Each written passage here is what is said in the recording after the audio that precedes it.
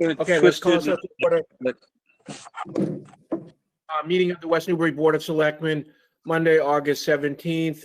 It's 7:13 p.m. This meeting is being broadcast on local cable TV and recorded for rebroadcast on the local cable channels and on the internet. The meeting is also accessible by remote participation on GoToMeeting. The access code is 904-058-469, and the GoToMeeting phone number is area code 571-317-3122. The tree committee is having an informational session regarding the emerald ash borer, an invasive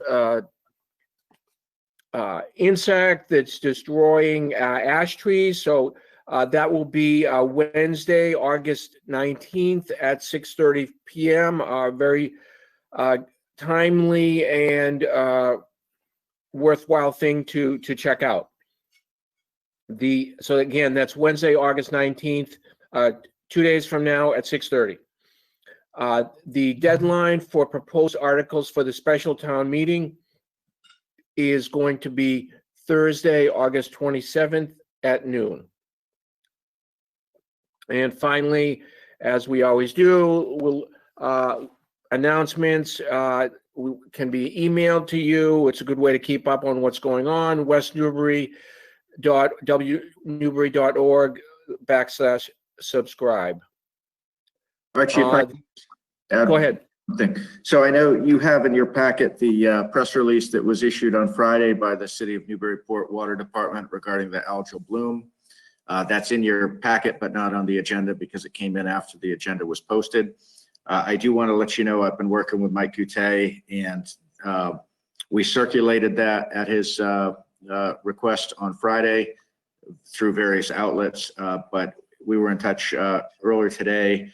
We're going to recirculate that tomorrow, and the reason I bring it up tonight, we circulated the press release as Newburyport had written it, and we'd like to add some language to make it really clear that that water restriction also applies to West Newbury residents who are customers of the municipal water system, and for all residents that may fish or allow their animals near the lower and upper Artichoke reservoirs.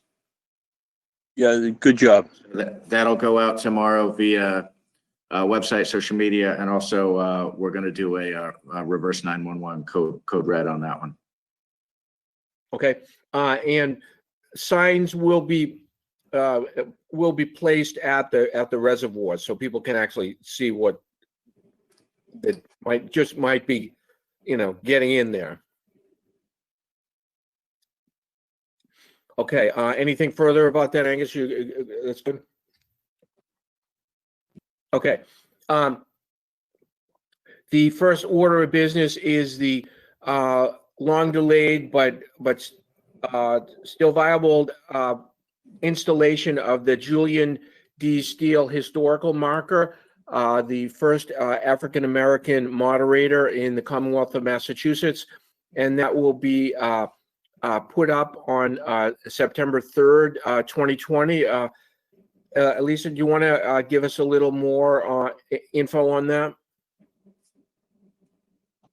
Yeah, I think this is something to celebrate in these difficult times. The town voted unanimously in November of 2019 to have a new monument. It'll be the first in perhaps a decade, at least. I mean, not a decade, maybe a century, several decades at least.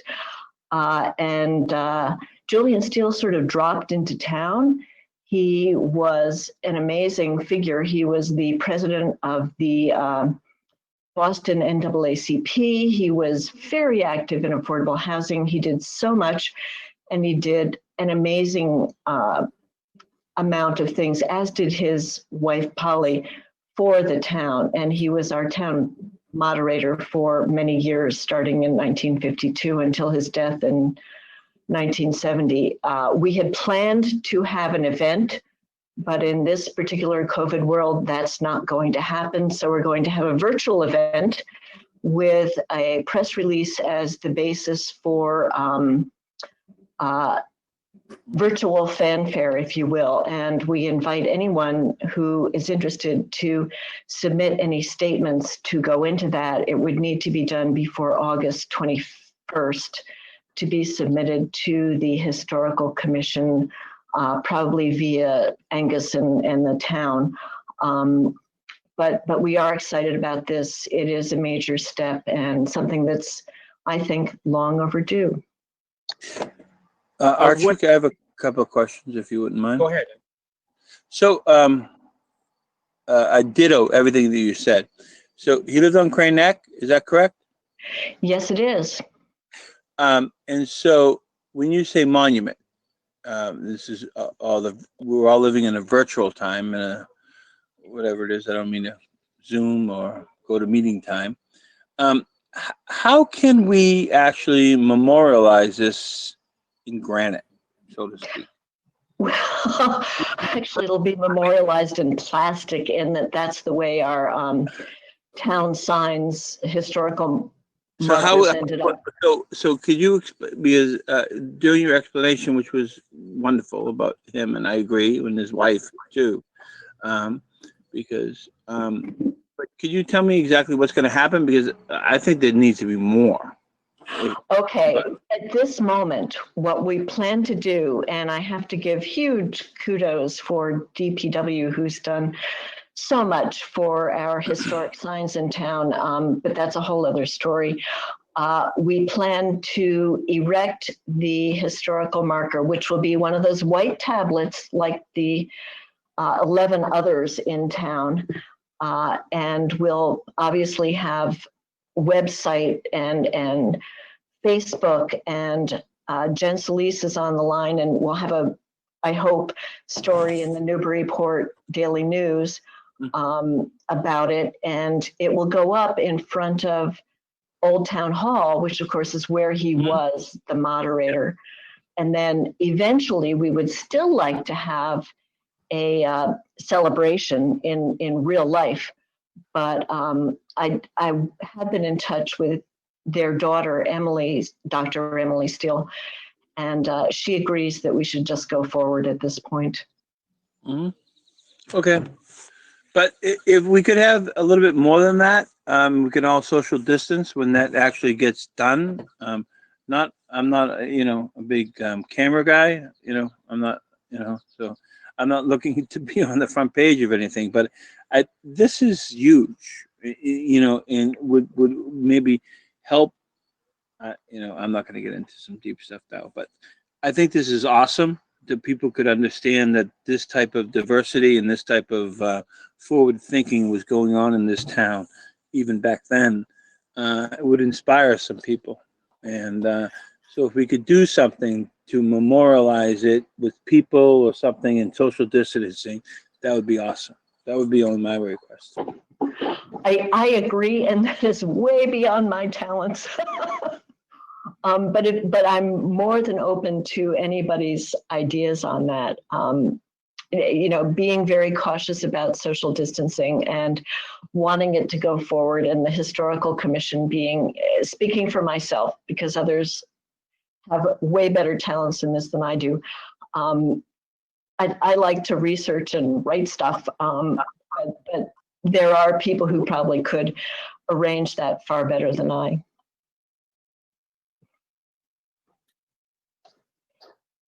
All good comments, Glenn. I agree with everything you said. I think that maybe just by putting the marker up now, it might engender more questions that people would have, and maybe an event, next year would be even bigger because of that. I don't know. That's a good point. Good point. I agree, and we do. I mean, one of the blessings we have on the Historical Commission is Jennifer Conway, who is someone who professionally writes press releases. So we do plan to inform the NAACP, and we do plan to make it a wider broadcast of information than just within the town. And Julian Steele touched so many different lives and so many different organizations, from the Congregational Church, where he was one of the first African-American leaders as a moderator in Massachusetts. Just an extraordinary person. Yep, perfect. So that sounds great. Maybe it could be organic, and maybe it can go on as long as, you know, we let it. You know what I mean by that in some respects? So I would agree with Archie. Let's do it and then see how it goes. Elisa, when written comments, when are they needed by? Was that Friday? Was that the date? The 21st, yes. This Friday. Okay. And if you send it to me, I will forward it to Jen as well. I don't have her email immediately available, and I don't think I want to broadcast it either. So Thank you. Okay, great. Thanks.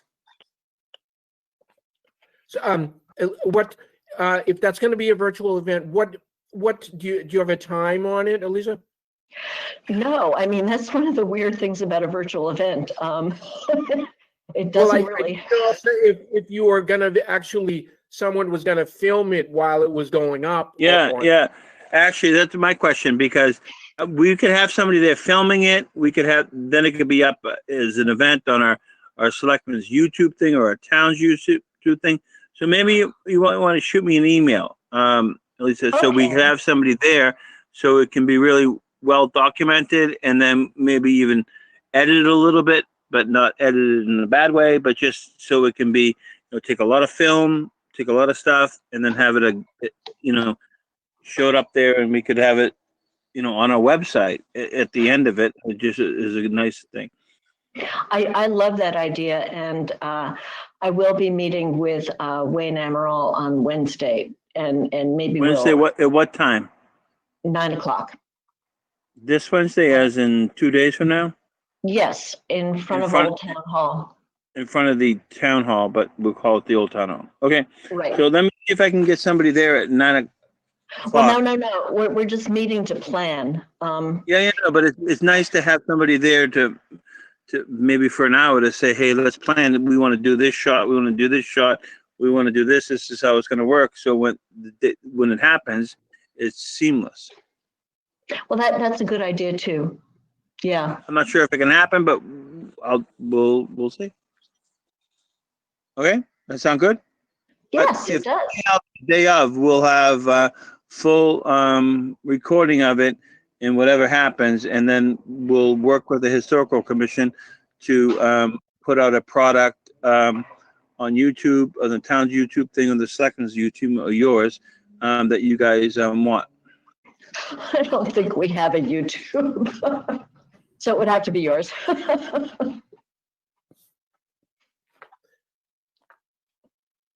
Good. that's exciting. I think it's a great moment for our town, and maybe a little bit overdue. Someone could even read a paragraph, a brief bio at the end of the, after the plaque is put up, or something like that could be added to the video. That's a good idea too, and we certainly have that kind of information. Okay. Great.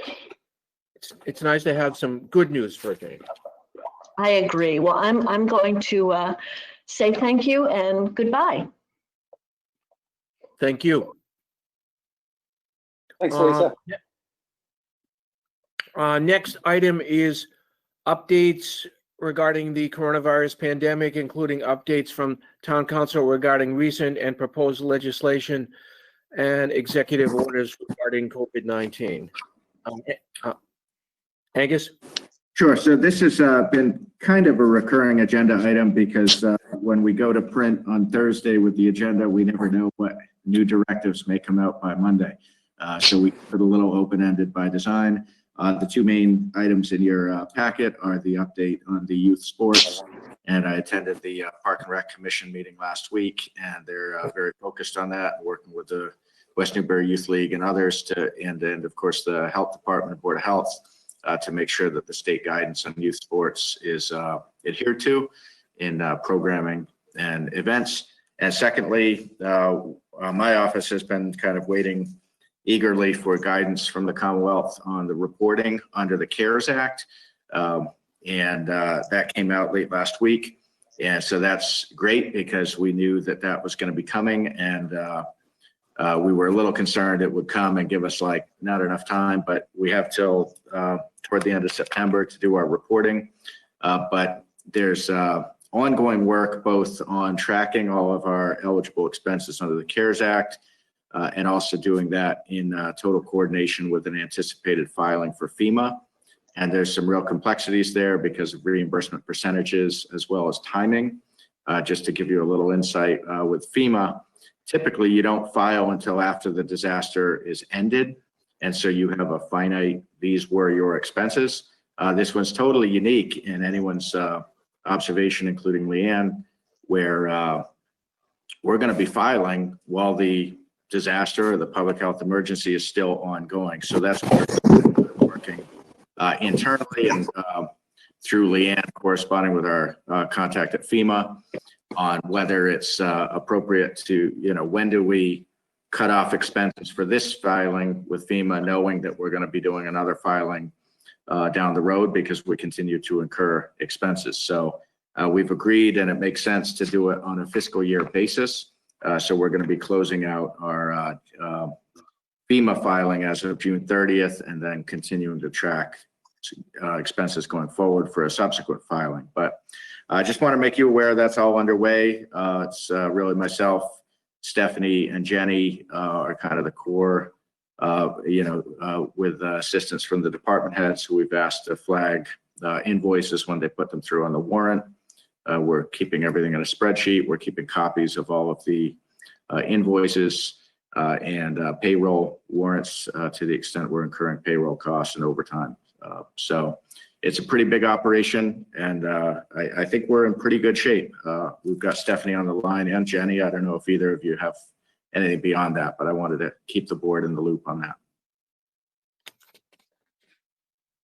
Thank you. Any questions, anybody?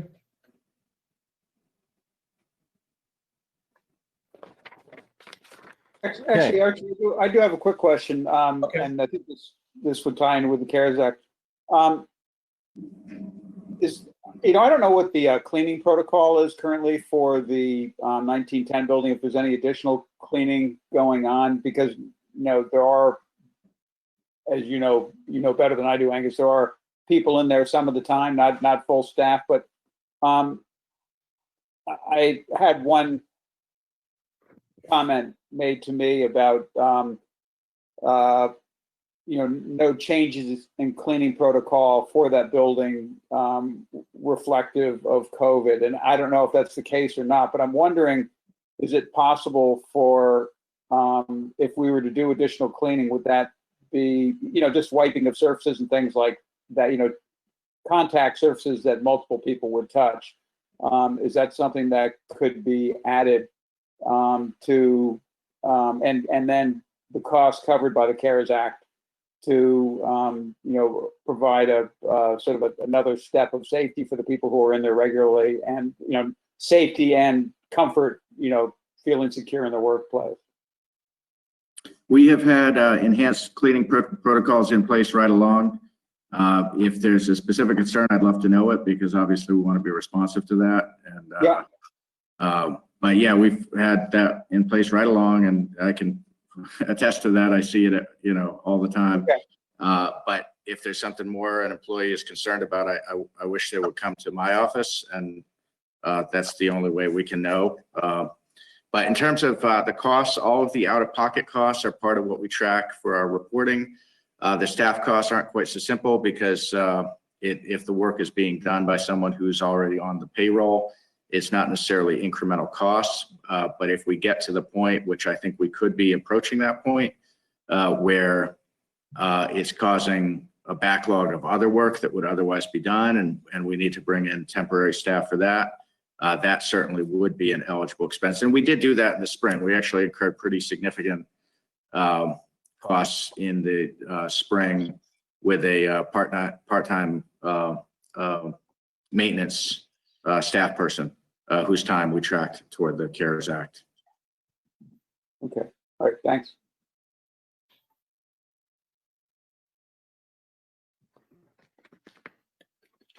Anybody else? Any further questions? Okay. Our next item concerns the upcoming fall special town meeting, and as we did in the spring, having a public hearing related to the possibility of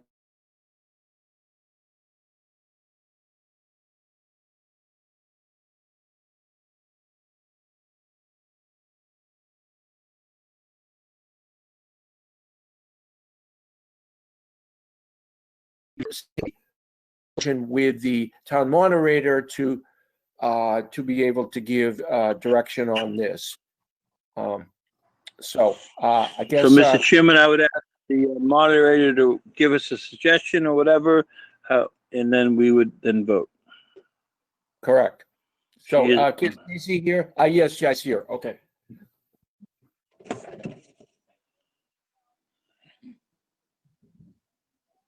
Is she muted, Angus? Yeah, I was muted, I'm sorry.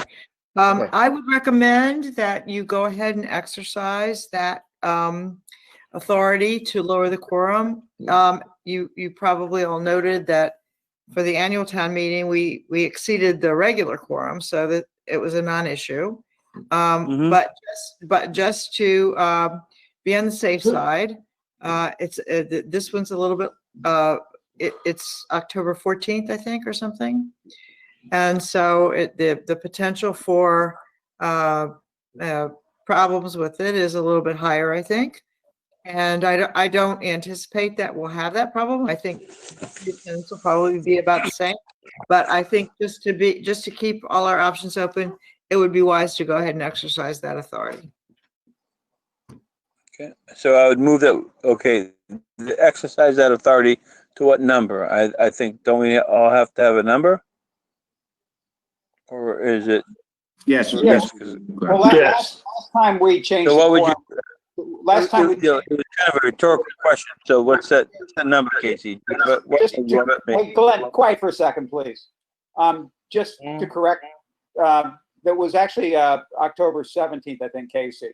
Okay, Okay. And just so everybody understands that, last time we reduced the quorum to 40. And I'm thinking that's probably a reasonable number again, if we thought it was last time. I agree. So I would move that we reduce the quorum to 40 people. So I'm going to be a stickler here and say that there are two numbers here about money numbers, right? Am I not, Mike McCarron, are you here? I'm here. Okay, so we have two quorum numbers. One on, we have one on up to $20,000 or something like that, and then over that, right? On separate quorum numbers. Do we have to do separate votes on that, or does it have to be part of that? No. All you have to do is say that the quorum for all motions will be X number, say 40 Okay, and because- 40. Then in a Yep. special town meeting, all items that don't exceed $20,000, you only need 40 anyways. And any I items understand that. exceeds, that any under our bylaws, any that exceed 20,000 should have a quorum of 90. So your motion would be just to change the quorum for all articles to be 40. I understood everything you said. I just wanted to make sure the motion was correct. Thank you. Okay, so I'll restate that I would move that we reduce the quorum to 40 people at the special town meeting this fall for all motions. Second, Kemper. Further discussion? All in favor, Archibald, aye. Kemper, aye. Parker, aye.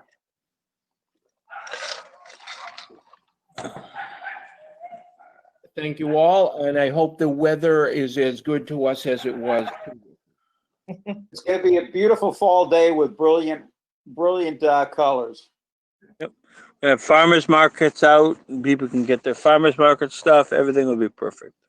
If I could, this just crossed my mind, but as you know, with the June 27th, we set a rain date or a weather date of Sunday, June 28th.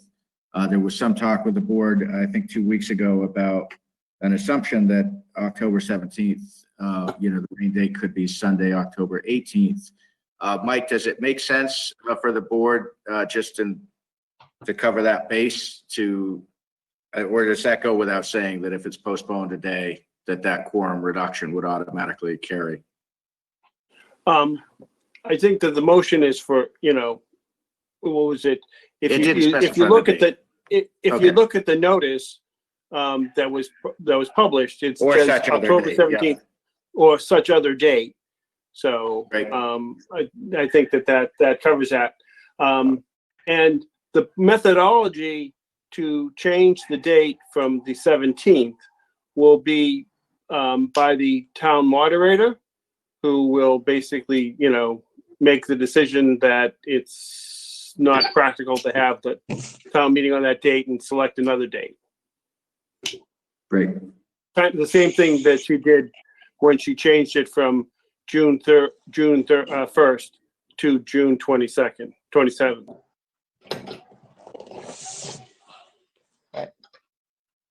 We just hope we don't get a 2-day wet nor'easter. Yes. Okay, great. Thank you, Casey. Do you have any further comments? Nope. Okay. Okay.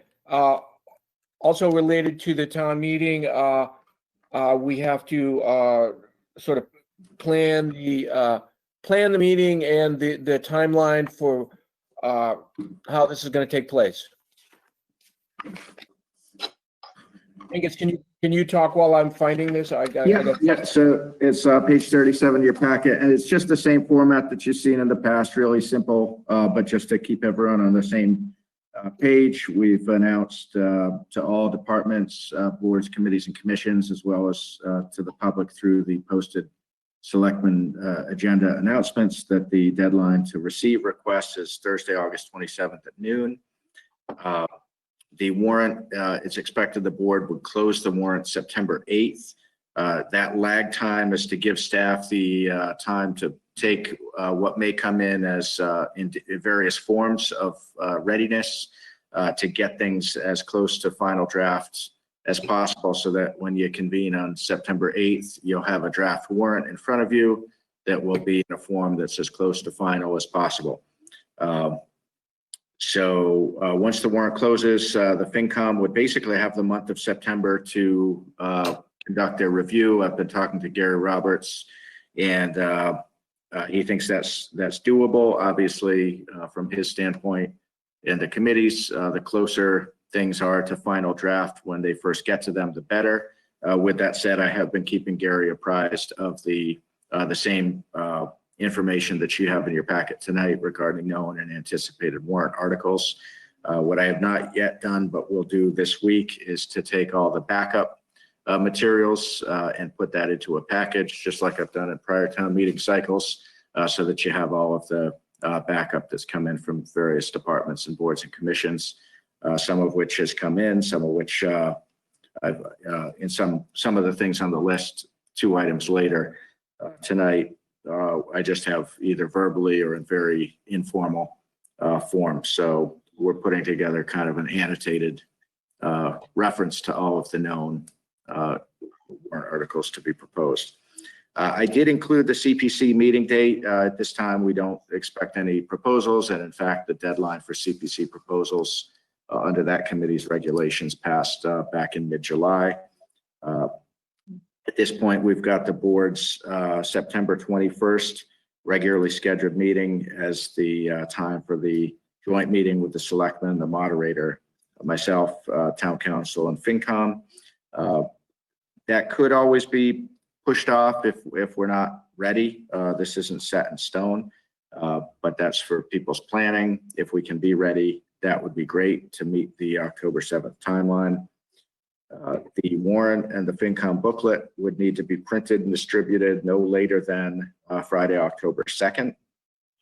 And we've penciled in the board's regularly scheduled meeting on Monday, October 5th for the voting of draft motions with the town meeting date at this point expected for Saturday, October 17th at 10 a.m.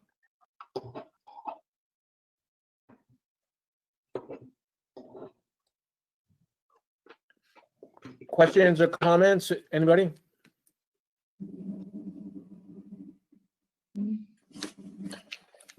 No, it sounded like perfect comprehensive review that I don't disagree with. Thank you, Angus. I did have a conversation with Gary Roberts last week, and my feeling, and he's not speaking for the board.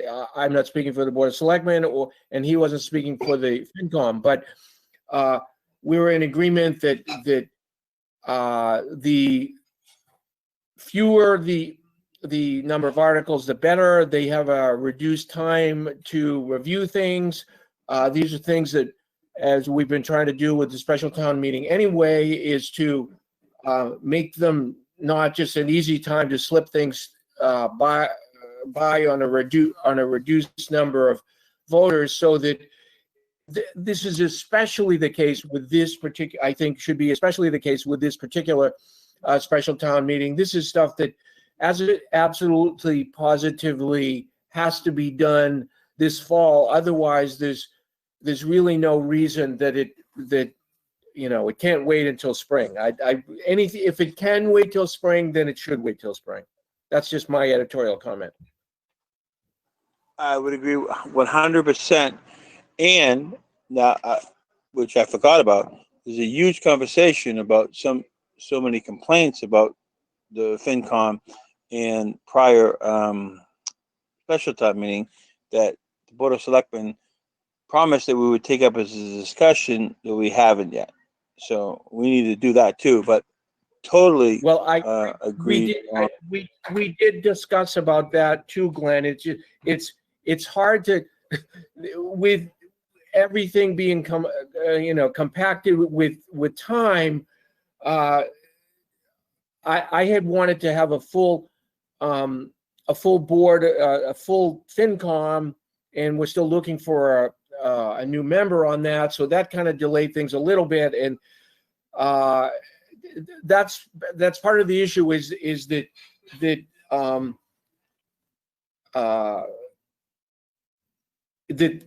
time constraints of this meeting is making even doing that hard to do. That's all. I got it. But it needs to be something we need to talk about. I agree. Okay. Next item. Hang on one second. Archie, while we're on the topic, we do have a comment that came in through the chat function. Okay. Rich Baker, who's also here on the meeting, is whether the selectmen could allow the fire company to serve lunch during the meeting. I would have some concerns about the COVID implications and food service prep. I'm not sure what the board's thoughts are on that. What does that mean, serve lunch during the meeting? I'm sorry, I don't even know what that means. I'm sorry. I'm not sure. Rich, do you want to give us a little more on that? Well, last time the meeting was through lunch period, it would have been nice to have lunch served, and I'm assuming this is a shorter meeting, so maybe just have coffee and something to eat while we're there. I look for quite honestly, I look for a cocktail or a man waitress and for a drink, and they weren't there either, Rick. So we have to. I love you, but come on, no, seriously. I agree. I can't imagine how better our our Springtown meeting ran under the circumstances. It was unbelievable, unbelievable. And I think that, it's going to be a lot shorter on our thing, so we don't have to worry about food. They had provided water, and if you ask for cold tea, you got a cocktail. And it's the same thing in Chinatown. They've been doing for years.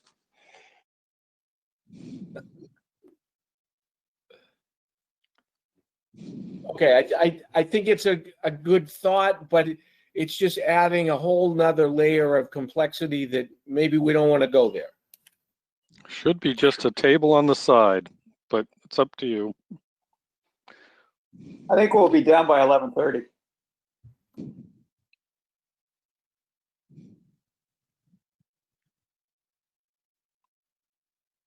If anyone wants to further that by running it by the health agent, that would be my recommendation. Our next item is the preliminary estimate of the FY21 tax rate.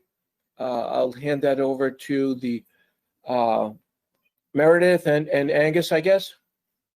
No, myself and Stephanie. So I was never reached out to ask about it, so I'm here to just listen to see what this is about, because nobody's ever reached out to the assessors for any preliminary assessed values, so this is interesting to me. Okay. So as you know, we started the budget season with the directive from the board that the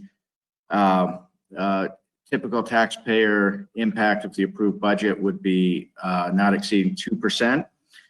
And so as we did the prior year, we built the tax recap model, which basically is a dummy model of the recap that is formalized and voted in the late fall, which formally sets the tax rate. Going into the town meeting in June, if the operating budget and all of the articles had passed in the form that they were proposed, it would have resulted in a estimated tax rate of 1468, which is about a 1.8% increase from the current year rate of 1442, which met the Selectmen's directive. The footnote in here, which is really important, is that just as all of these models do, this relies on estimates of inputs such as new growth, assessed value, and non-tax revenues. And I follow the same methodology that I followed in prior years with that. So in recent years, the town has appropriated free cash at the fall town meeting to reduce the tax rate with an average transfer of just about 220,000. But really that somewhat overstates it, because it was that average is driven by the higher than typical transfer that occurred last fall with the $400,000 transfer. So the model that we had built based on the proposed budget and articles showed that with a free cash transfer of $260,000 this fall, that would have kept the current $14.42 tax rate. However, as we know, not all of the articles were adopted as proposed.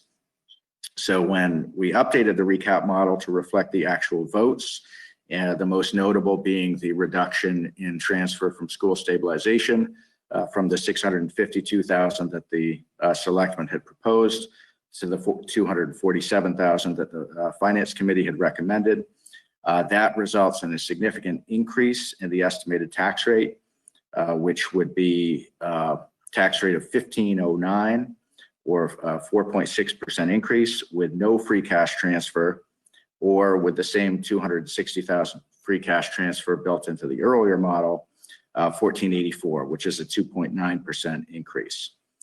So the intent of tonight's meeting is to review with the board different scenarios so that you can think about what amount, if any, you would like to propose at the fall town meeting for free cash transfer, as well as whether you wish to propose another transfer from school stabilization to increase that number from the 247,000 that the voters approved in June. And finally, just as I said earlier, everyone needs to understand these estimates are preliminary and will change as new information becomes available regarding new growth, assessed values, and non-tax revenues. My first comment is my suggestion and recommendation that we increase the school stabilization transfer to the tax rate was voted down by the voters 272 to 18. So I throw my hands up. I don't even know what to say. That people like tax increases. That's all I can say.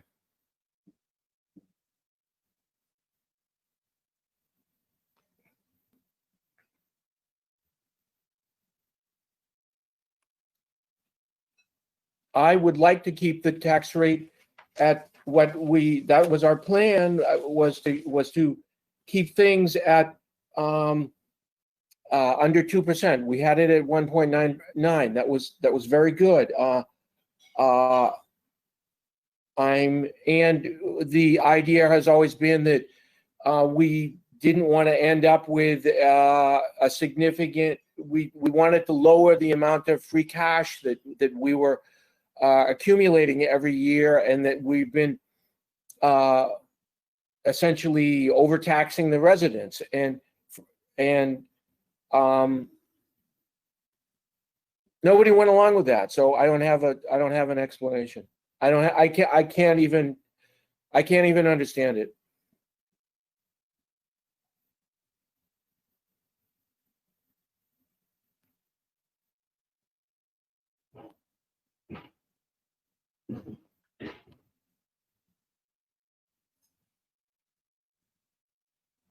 So I'm not gonna propose something that lowers the tax rate because it was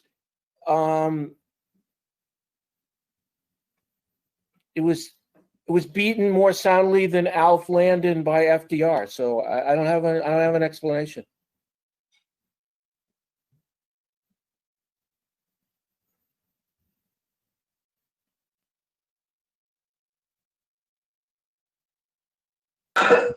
I support Archie on that.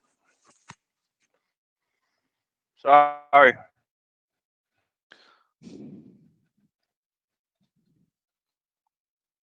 So Angus, if we Try.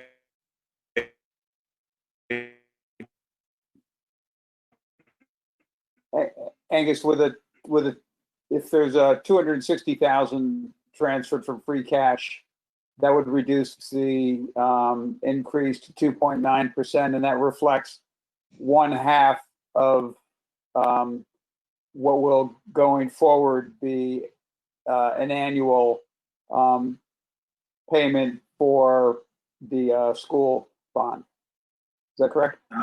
Not exactly, because the 652,000. Hold on, I'm getting some feedback. All right, let me see where this is coming from. Okay, seems to have gone away. So you're correct on the expense side that the 652,000 reflects roughly half of the debt service. So it's fair to say that once the school debt is fully on the books, it will be about twice that amount. Where I would differ from what you said is this does still rely on the 247 from stabilization. So if you play that forward into FY22, if the 650 goes up to 1.3 million, the big variable is going to be what amount is transferred from school stabilization in that year. So if that was, you see what I'm saying? No, I'm confused. Okay. Yeah. So the 652 is in the expense side. Right now, there's 247 offsetting it. So in the initial school stabilization model that we built and that had kind of guided things up until last winter, had the 247 was proposed as this year's draw, with about twice that amount starting in FY22 once the full debt service is on the books. So that would still be an option, but as I've told this board and as I've told the finance committee, the decision of how much to propose to transfer from school stabilization, we can build all the models we want, all the 5-year, 6-year, or 30-year models we want. It's going to be up to every year's Board of Selectmen, Finance Committee, and ultimately town meeting voters to approve how much is actually taken from school stabilization. So, without knowing that, we can build different assumptions, but it's, that's the big thing. Once the school debt is fully on the tax bill and there is no stabilization to draw from, that's when the taxpayer will feel the full impact of that project. Okay, but going back several months, we had talked about trying to spread the school stabilization out over 6 months. I think, Archie, that was the number you had originally proposed, spreading it out over 6 years. So, I assume that after this year, we'll try to go back to that plan. Well, this would not change. This actually wouldn't change the plan at all. We simply, because of the pandemic, we decided to be take a little bit more of it Aggressive. than, at the end of 6 years, we were taking a little bit more of it now. It really won't change. It wasn't the length of. Yeah, it wasn't Archie's plan. It was, something that we had planned, so it's not his thing. But we wanted to be more aggressive. We thought people would have some, downturn on the economy, and we would try to help them with their taxes this year. But obviously, at town meeting, they said, we don't need any help. We're fine. After some pleas from Archie and Glenn, I understand all that, but there was a vote, and there was a vote, and the voters spoke, and so I'm just trying to move forward, and. Okay, so let's move forward with what they voted on, and let's not try to change that. Yeah. Right, and the only other question is, They're not gonna like it when they see it, but that's what they voted on. as a separate issue, do we want to have a free cash transfer? Let's forget about the school stabilization thing, but do we want to have a free cash transfer to lower the tax rate as a separate issue? Yeah, but has this always been a separate issue, or are we going to do this because of this? I want to make sure people understand that. It's a rhetorical question. And we've done this for the last, I don't know, how many years, Angus? 4 or 5 years? Yeah, we have. And at some point, we'll probably not be able to continue to do it, because at some point we'll deplete, which is not, I'm not saying this is a bad thing, that we'll be depleting our free cash, because at some point we should get down to what the Department of Revenue recommends. When you figure that out, Rick, Rick, Joe, and whomever, Archie, and everybody else, we always thought we were depleting it. It never seems to be Never happened. So, yeah, I know, it never happened. We think we're doing it, then it never does. So when you figure that out, that'll be awesome.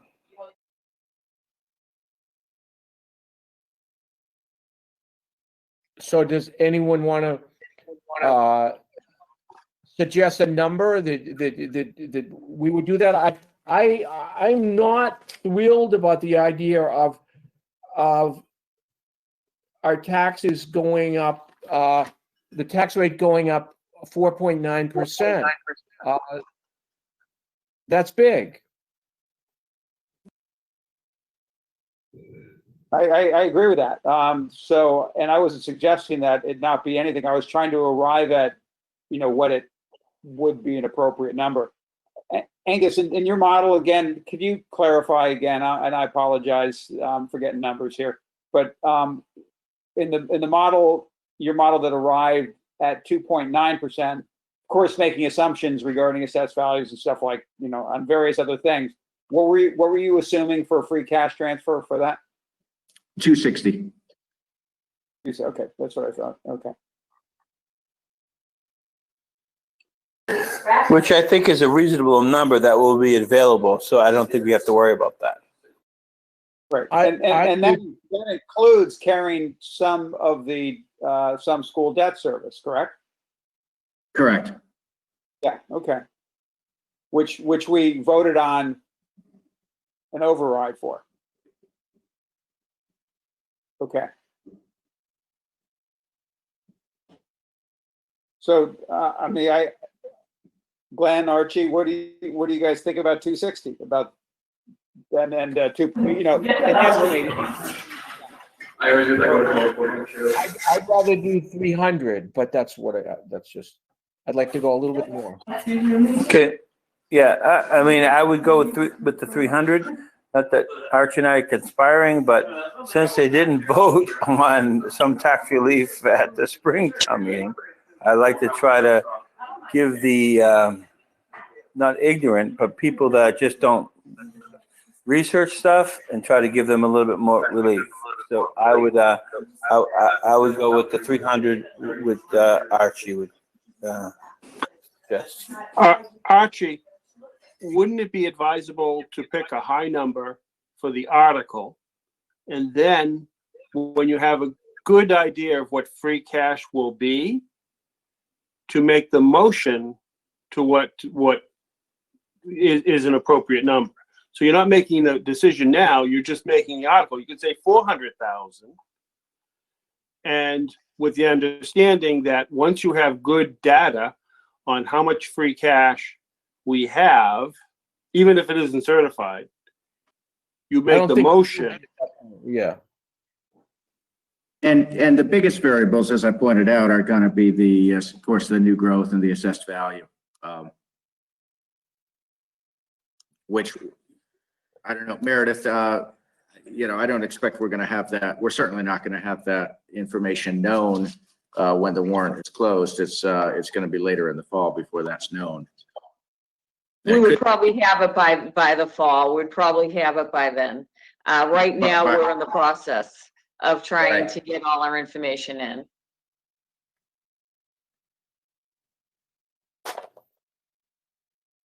I think Mike's suggestion is the right one, to set kind of a ceiling on the warrant and lower with the motion. And we don't need to decide this tonight, and my intent in having this on tonight is not to have the board decide it. It's to present the information. You'll close the warrant at the next meeting on September 8th. But I wanted to share where we are in the process. Okay, I think all good ideas. So maybe when it comes time to actually make a decision on a number, we want to think about it in terms of what's the goal. I know originally the goal was for no greater than 2% increase. So maybe the way to think about the number when we get to that point is what are we going to target for an increase when we have more information available to us. Okay.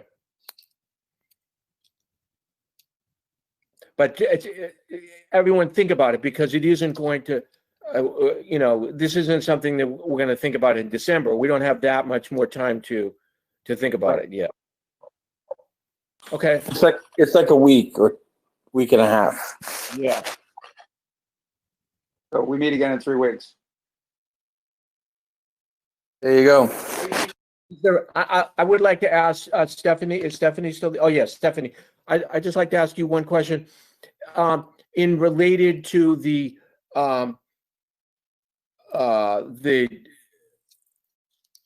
state of emergency, the pandemic, and so forth.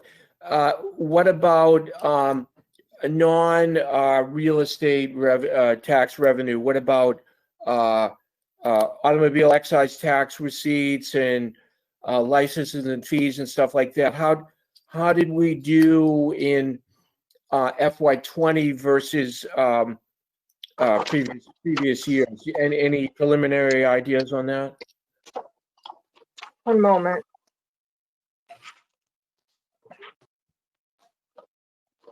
So we were slightly, we took in for penalties and interest on taxes and excise. We were slightly lower than what we were slightly higher. Let me see here, than what we estimated, which was good, around 1,000, a little over 1,000 here.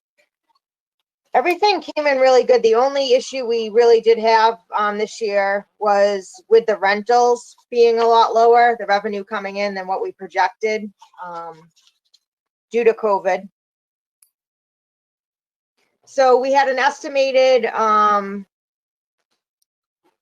receipts, let me see here, of about 1.3 million. And we actually ended pretty close, actually a little over that. So I think we're going to be all right. Okay. Now, of course, but to reiterate, that's going back to FY20, and we tried to be conservative last year when we did the budget with those projections. But with FY21, this rental issue is, if that ends up, I mean, we're already looking at it affecting a significant share of the year. If that ends up affecting, 12 months out of the year, even if it's a partial, that ends up being a noticeable shortfall in revenues. So we did, the model I presented earlier, just a few minutes ago, did take into account a reduced collections of rentals relative to what I built into the model back in the early part of the year before COVID hit. I believe, Stephanie, if you have it in front of you, I believe that was a 50% reduction. Is that right, that I put in? Yeah. So I thought at that time, that was fairly conservative. Sitting here today, I'm not sure that was conservative enough. I would agree, because one of our biggest rentals, I mean, that's a significant amount of revenue a year. Yes. And we're talking, I mean, you need to talk about it. Do we have any Children's inclination? castle at the paid school, that's over $100,000 a year in revenue. So I would ask that we need to really zero in on that in some respects. In executive session, I would ask at our next meeting, maybe some representatives, to see what their projections are and how we can renegotiate that contract so we can, better that for the town. That's a significant amount of revenue for the town. I've got them both are scheduled to participate in the September 8th meeting. Angus, do we know if they've had any indications that either of those businesses might be reopening at all, or no? I am told there's partial occupancy of one of the larger of the two. They're roughly at 25% as of the moment. Okay.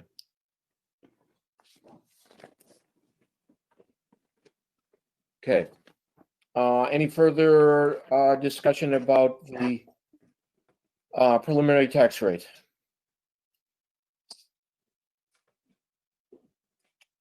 Okay. Thank you. Next item is going over some of the potential articles for the special town meeting and how we might feel about said articles.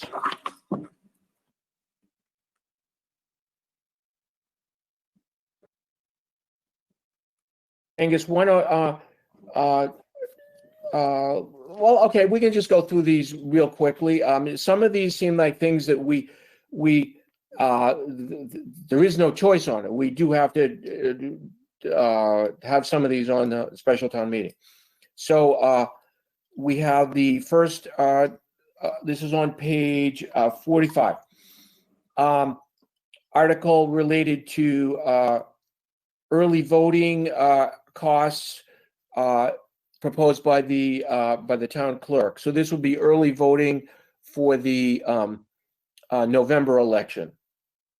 So that would be approximately $2K from free cash.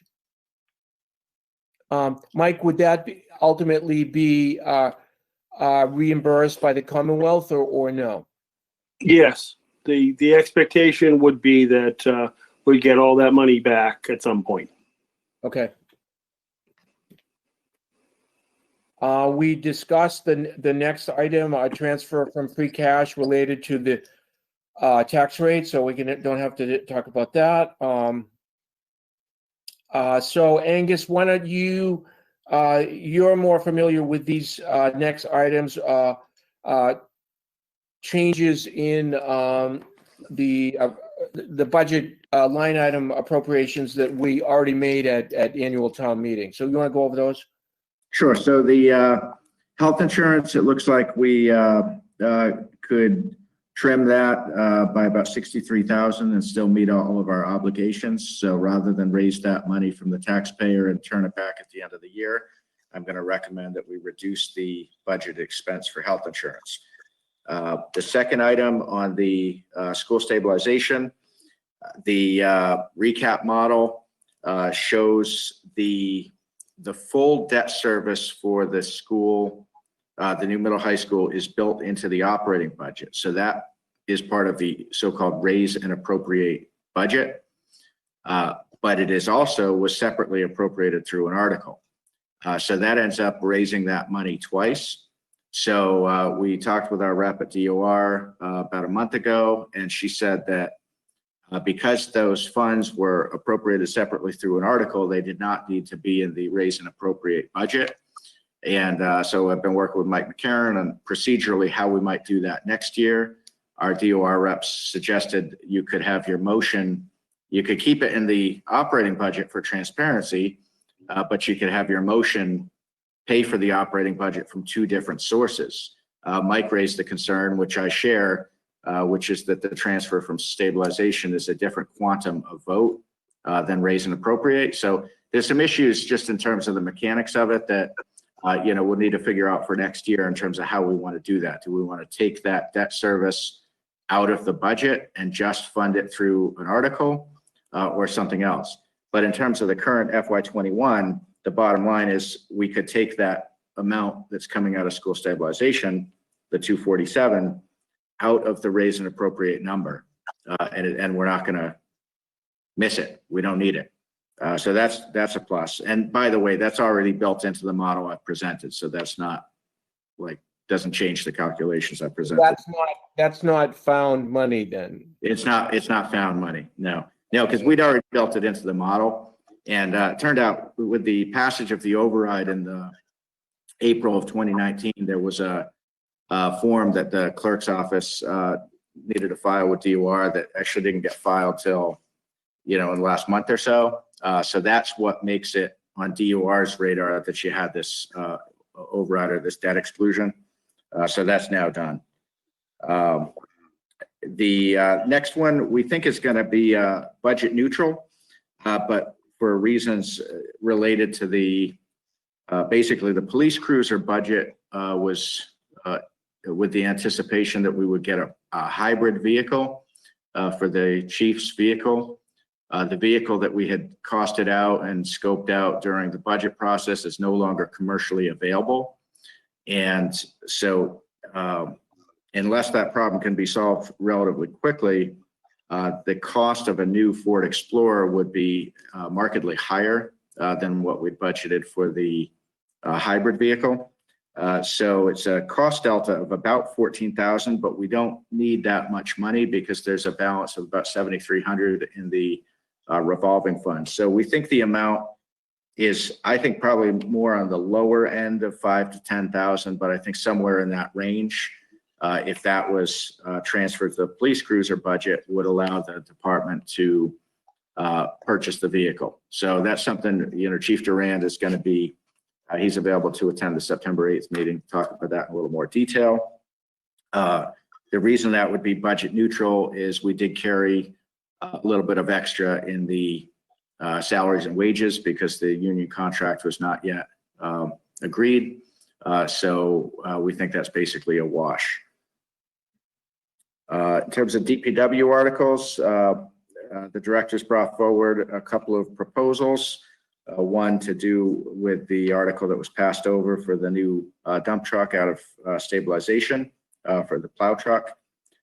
We would need first of all, the Board of Selectmen would need to agree to put that on the warrant, A, and B, the Capital Improvement Committee would be consulted regarding whether they feel that their prior recommendation would carry forward, since it's basically, it was passed over. It wasn't defeated in June, but would they agree that their favorable recommendation would carry forward? So we'll look into that. Angus, did Wayne change his specifications, or is this exactly the same as the truck that we passed over? It's exactly the same. One of the issues is that, as you know, these vehicles are custom built. It's not something you buy off the lot. So between the procurement and the once you order the truck, he's hearing that it could be as many as 8 or 9 months before that truck is actually delivered with all of the specifications. So what he said is that if you want to have that truck for next winter, it's really got to be appropriated this fall. If you wait until the Springtown meeting, especially if there's another delay, if it ends up being May or June, or even if it's April, he's very confident that that truck would not be ready for next winter. So that's his proposal. Next winter being 2022 fiscal. Correct, fiscal 22. Yes. Yeah. We'll be fine. I'm almost positive we'll be fine. The high hazard trees, that's continuation of the program he began last fall. And the third is whoa. Can we go back on that? Yep. The high hazard trees was something that we implemented. We started, but the money was sunsetted before we really could even take advantage of it. Is that not true? A significant portion was turned back. I think it was over. Yeah, so that might need to be. So he wants to get that program kind of going back again, because he tried to do that, and then it was a sunset clause killed him on a lot of stuff. And I agree with sunset clauses, but they have to take, they don't get like circumstances, with COVID and things like that. We couldn't do it. And then all of a sudden things got sunsetted and he couldn't do things, and then the money's gone for what he wanted to do.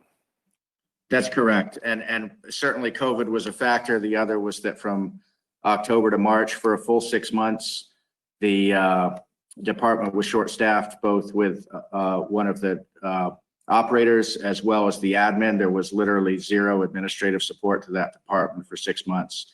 So that affected the timeline on contracting and bidding and scoping and just overall project management. So I think that, while COVID was definitely a big factor, the staff shortages with the turnover with the operator position and the admin, both at the same time, both running October to March, that really, Wayne was running that department with, 1.5 hands tied behind his back.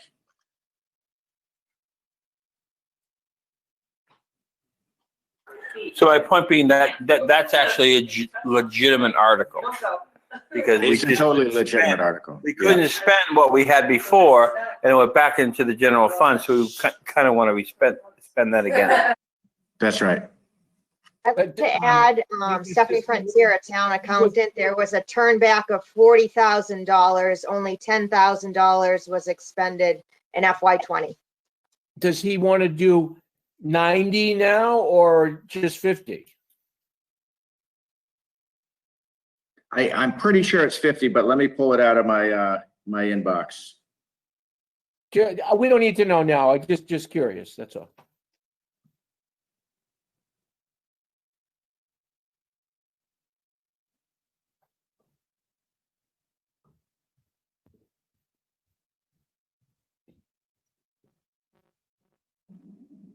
Uh, 50 is 50. Okay. Is what is proposed.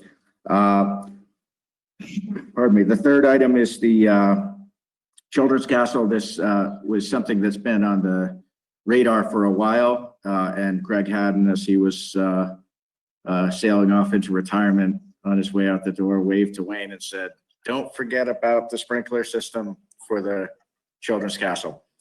So that's a $9,800 fix. It is it's way overdue, and it can't wait till fall town meeting. So I've told Wayne to file a reserve fund transfer request. And if that's funded in that way by the finance committee, it may or it may not end up being needed for the fall town meeting.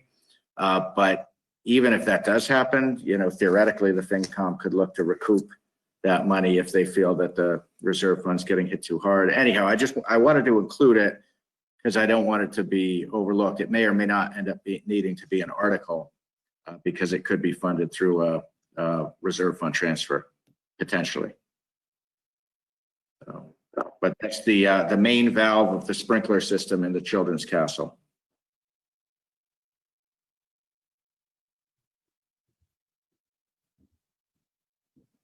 So the next item is the zoning amendments that were on the annual town meeting in the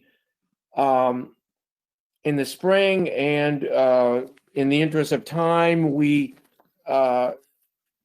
because one part of it we felt might be somewhat contentious, we passed over that. Let's discuss this one a little bit now, so we don't have to talk about it much next time. I kind of think zoning amendments should be at the annual town meeting. I don't think this is the place for it. Ditto, I would agree.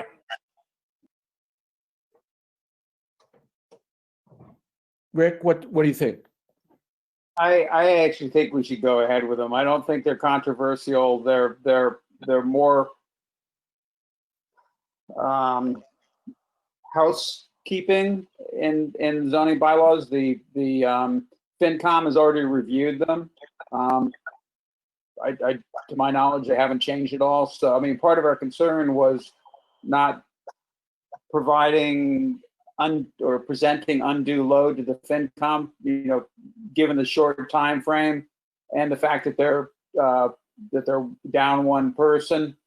But that shouldn't be an issue on this particular item because they've already reviewed it for the previous town meeting. So I personally think we should just get it done. And I mean, I understand what you're saying. You think, you know, because it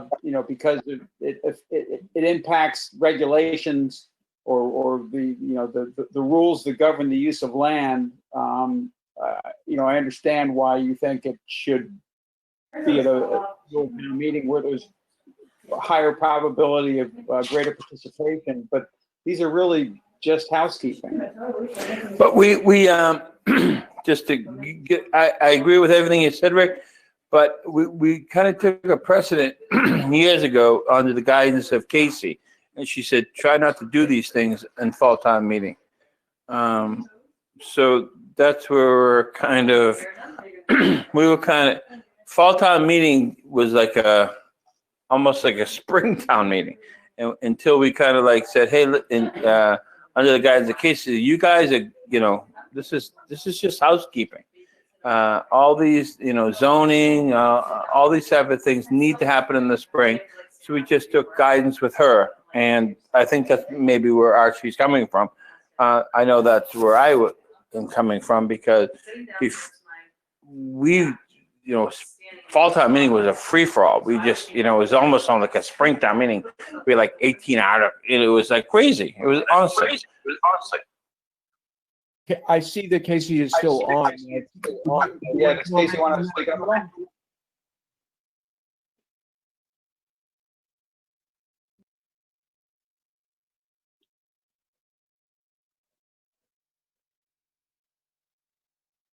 Perhaps not. Okay, Maybe stepped away from the computer. yeah. I'm here. I had a little bit of a problem with the computer. Yes, Okay. indeed, that was exactly what was happening, that we were putting so many articles on the fall town meeting that it almost seemed as if people weren't really considering their budgets or whatever in an appropriate fashion for the Springtown meeting, which should be the main town meeting for the year. And so having, 18 articles or 22 articles or whatever it was on the fall town meeting of things that really should have been addressed in regular budgets was really not a particularly good approach to the whole system of how you decide what you need. And so, and in fact, we did cut back, way back on what was going on to fall town meeting and keep it down to things that really were necessary to be funded in the current fiscal year. So, I hate to see us creep back to the old way of doing things, that, we really need to budget carefully and make the requests in the spring, which is when we have the regular town meeting thing, and then keep the fall town meeting for things that are unforeseen or necessary to be done in a really timely fashion because of the problem with when the money becomes available. So that was the issue. And it's not, I'm not going to, say whether I think something's important or not important. I just think that it was, we had gone too far the wrong way. So I hear what you're saying, Casey, and I don't disagree with that at all. My whole point here is that this was ready to go in the spring and we put it off, and how far down the road do we want to kick this particular can? And we don't know what the situation, if we think we have the time available in this town, in this upcoming special town meeting. Of course, we can never accurately really, guarantee any prediction of that, but how, so do we put this off till next spring, and what do we know will be the conditions next spring? Are we going to be in the same boat? So at some point, becomes the perpetual non-starter article. Right. And I do agree with you in that these are unusual times. And we did put things off in the spring. For good reason. For a good reason, to try to keep the meeting manageable and avoid having it drag out and whatever. And that, I think that's a very good point, that, we did postpone things. And Yeah, but we did postpone, but, housekeeping stuff when there's so much unknown. So we don't know what's going to happen. So why don't we, I know maybe next spring will even be worse, but we don't know. But we're going to be dealing with this situation, another unknown. So let's keep the things that really won't affect the town as much, but can be pushed off into the spring. Again, I think that's good management. I mean, we do know that this is going to be an indoor meeting. It might be not the greatest weather. We don't know that the spring is going to be abnormal circumstances. It might be, or it might not be, but we do know it is going to be abnormal circumstances in the fall. So again, we're trying to, we're trying to get things done expeditiously. We're we're starting with a runner on second base to get the extra innings over quicker. So that's kind of what we're doing with town meeting.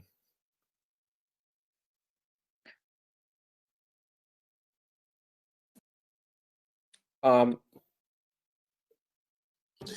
but this is the perfect article to say, hey, listen, unless the planning board wants to come and say, this is an article that has to happen at Springtown meeting, fall town meeting, and it's going to better the town. And, you know, you guys, we have to have this on there. Why would we?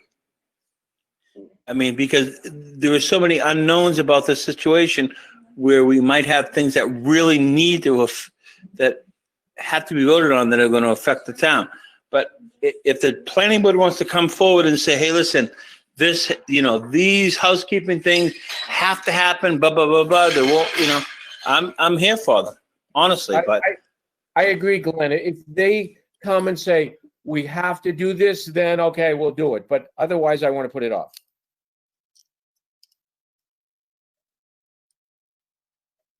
You know.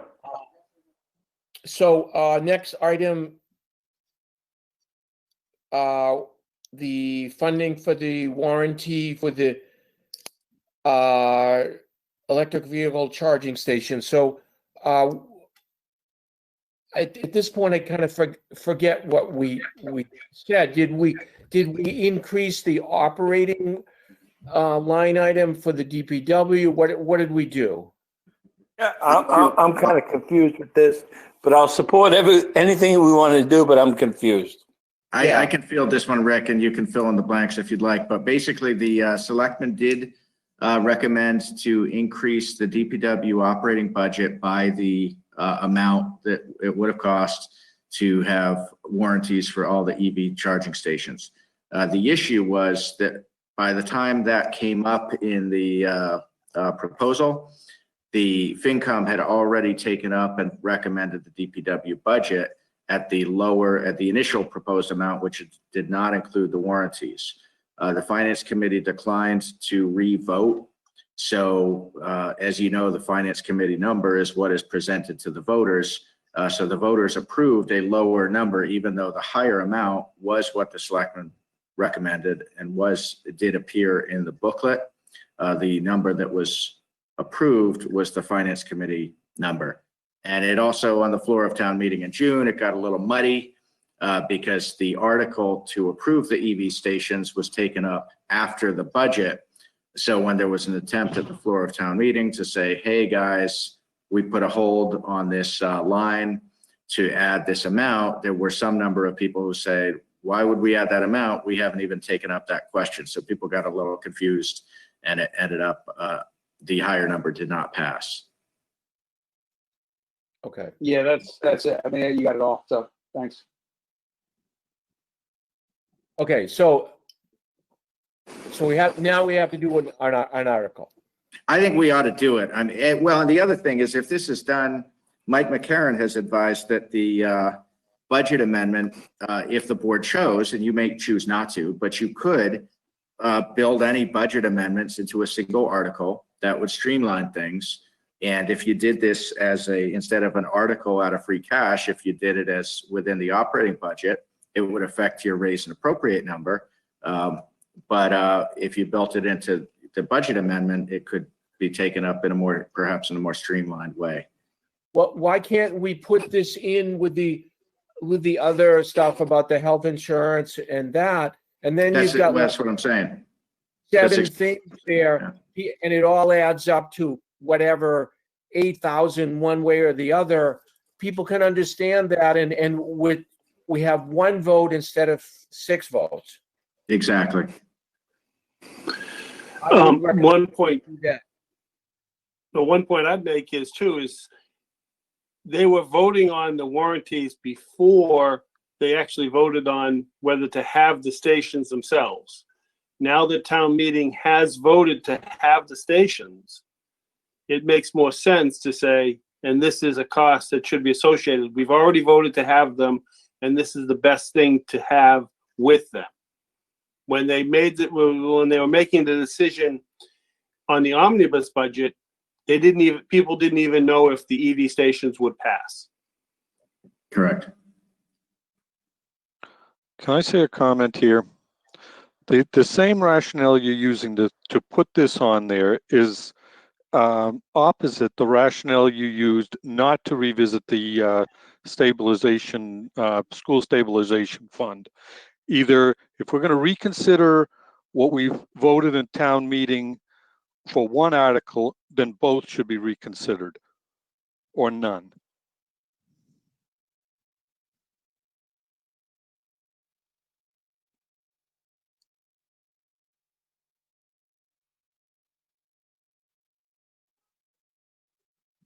Okay, but how does that come into our conversation? Rick, I got it, but how does that come into our conversation? I mean, I'm the one that fought to keep the warranty off of the budget, the line budget, and the selectmen clearly disagree. You're going to put it back on and try again. And I was with you on the school stabilization. I think you either You're reconsider speaking as both an or not. individual now, not as a board of assessment. Oh, absolutely. I'm sorry. Yes, Okay. I'm speaking as an No, individual. I just want to, I just have to understand, we have to put it all in perspective. Got it? No problem, but I just want to make sure that, okay, got it.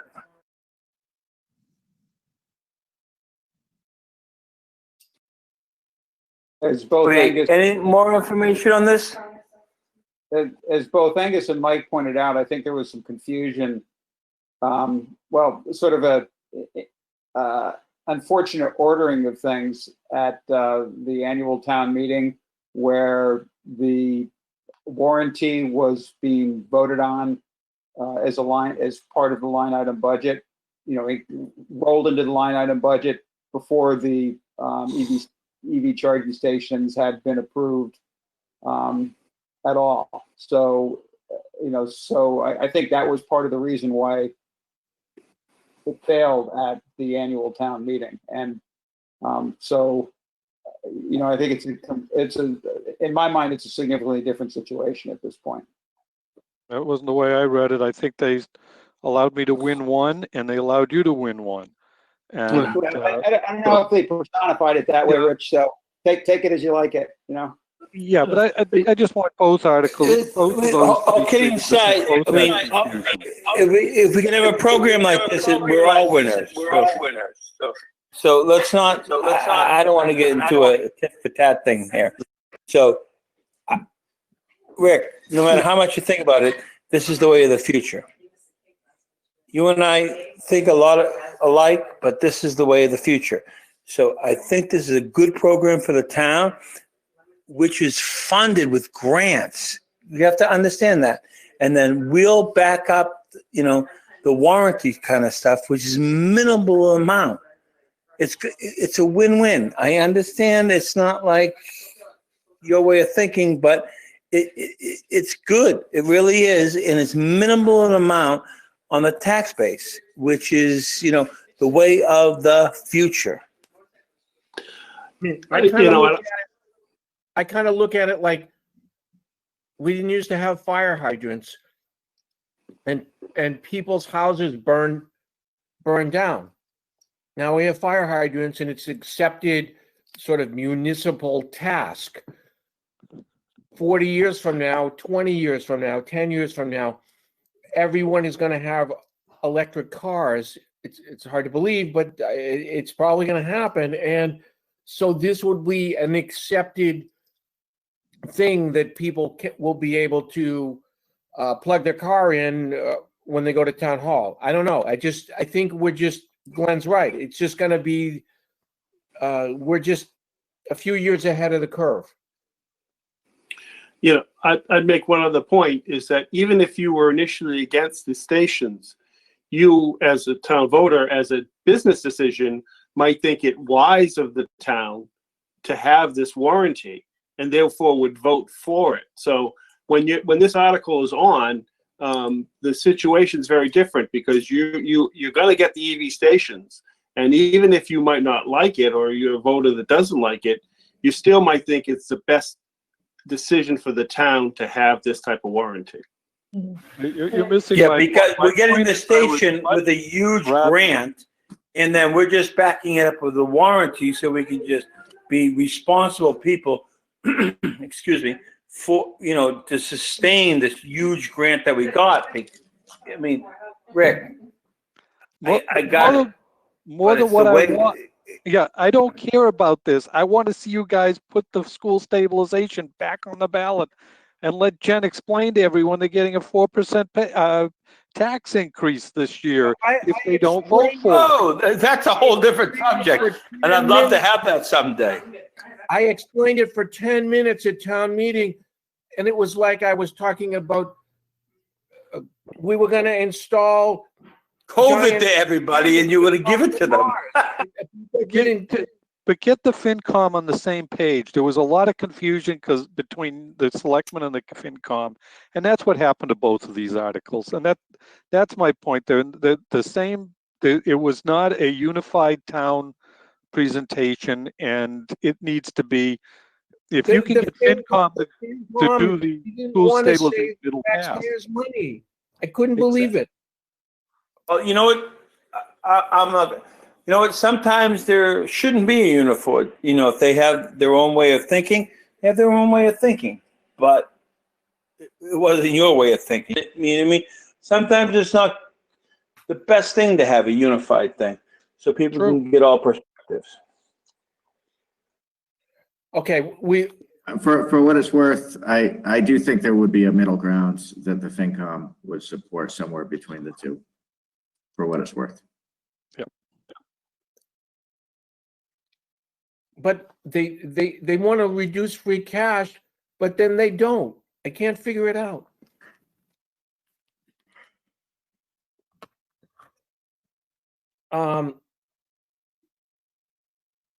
Next item, I don't know anything about this. Bridge over Dunn property. Can I, Angus, wasn't there one more thing from the Board of Assessors? Yes, that's coming up later.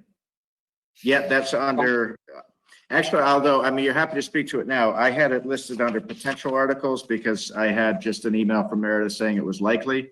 I just, in the last couple of hours, got the proposed language from her.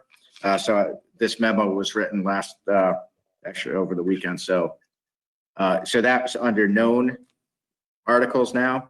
Is the Board of Assessors did vote on, I believe, the 12th to bring forward proposals. So I don't know, Archie, if now's the right time for Rich to speak. Go ahead, Rick. If you can speak to it, go ahead.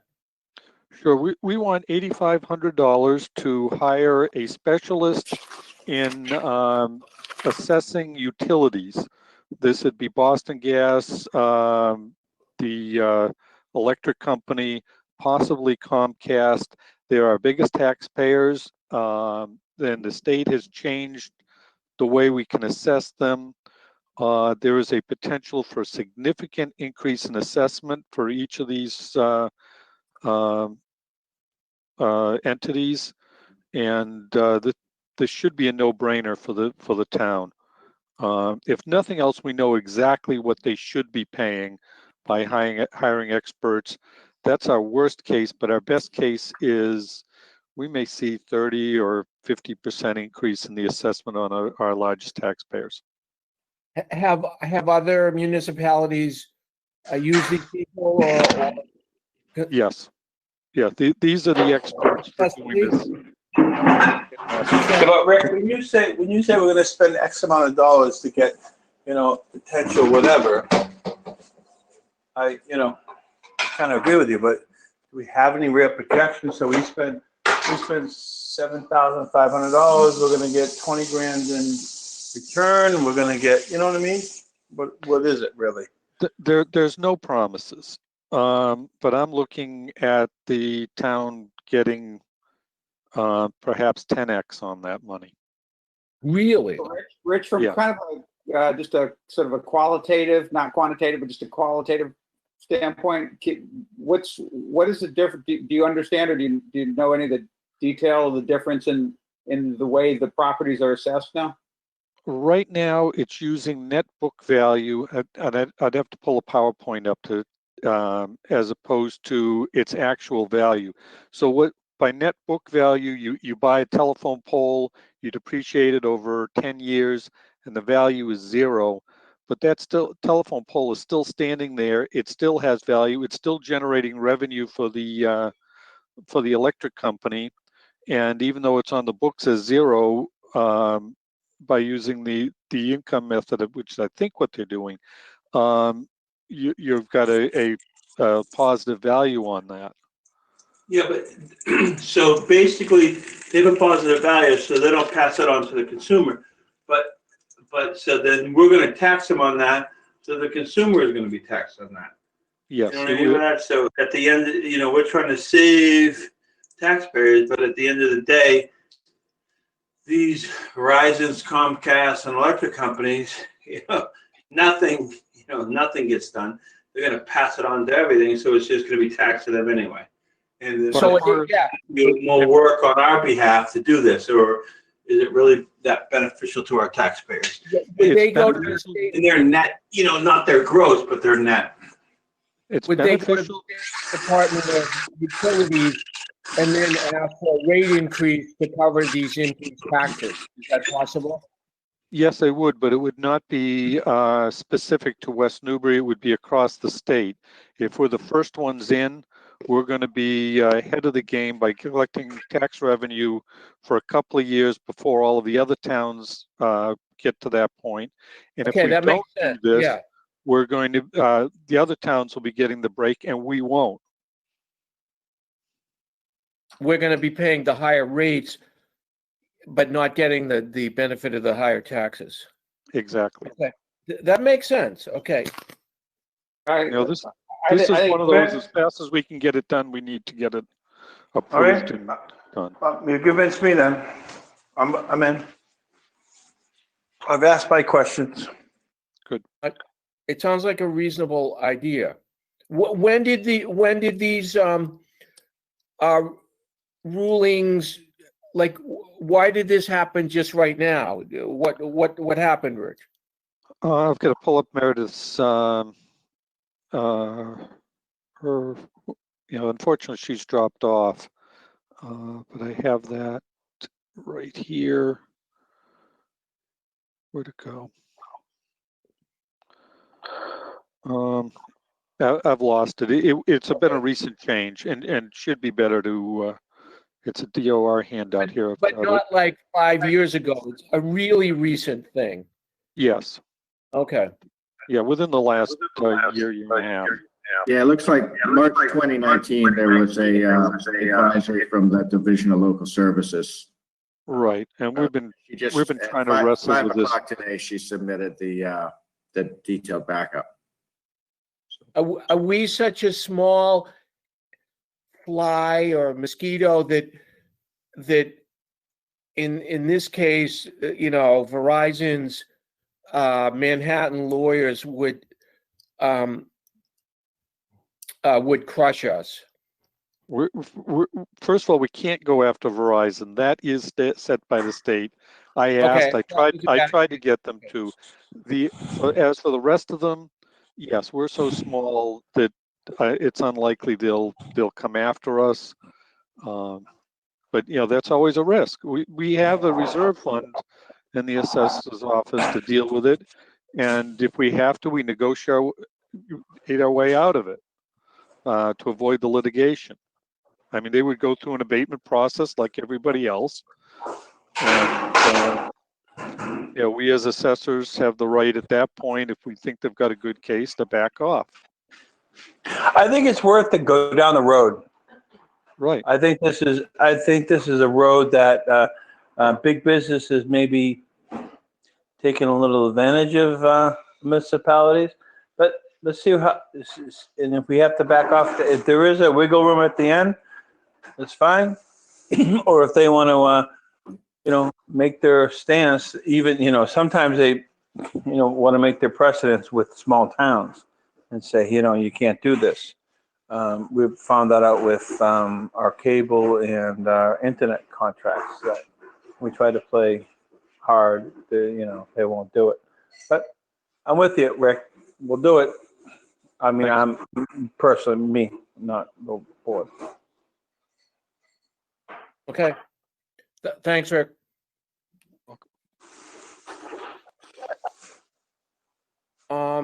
What, Angus, tell us about the Dunn property bridges. I don't know anything about that. So I just got the article language this morning, but Open Space Committee had given me a heads up last week that they intended to propose something. And so I got the proposal today. It looks, and they've got cost estimates. The cost is going to be under $1,000, but relying on some volunteer work to actually do the work. They're proposing to pay for lumber and hardware to construct 4 volunteer-built bog bridges at the Dunn property.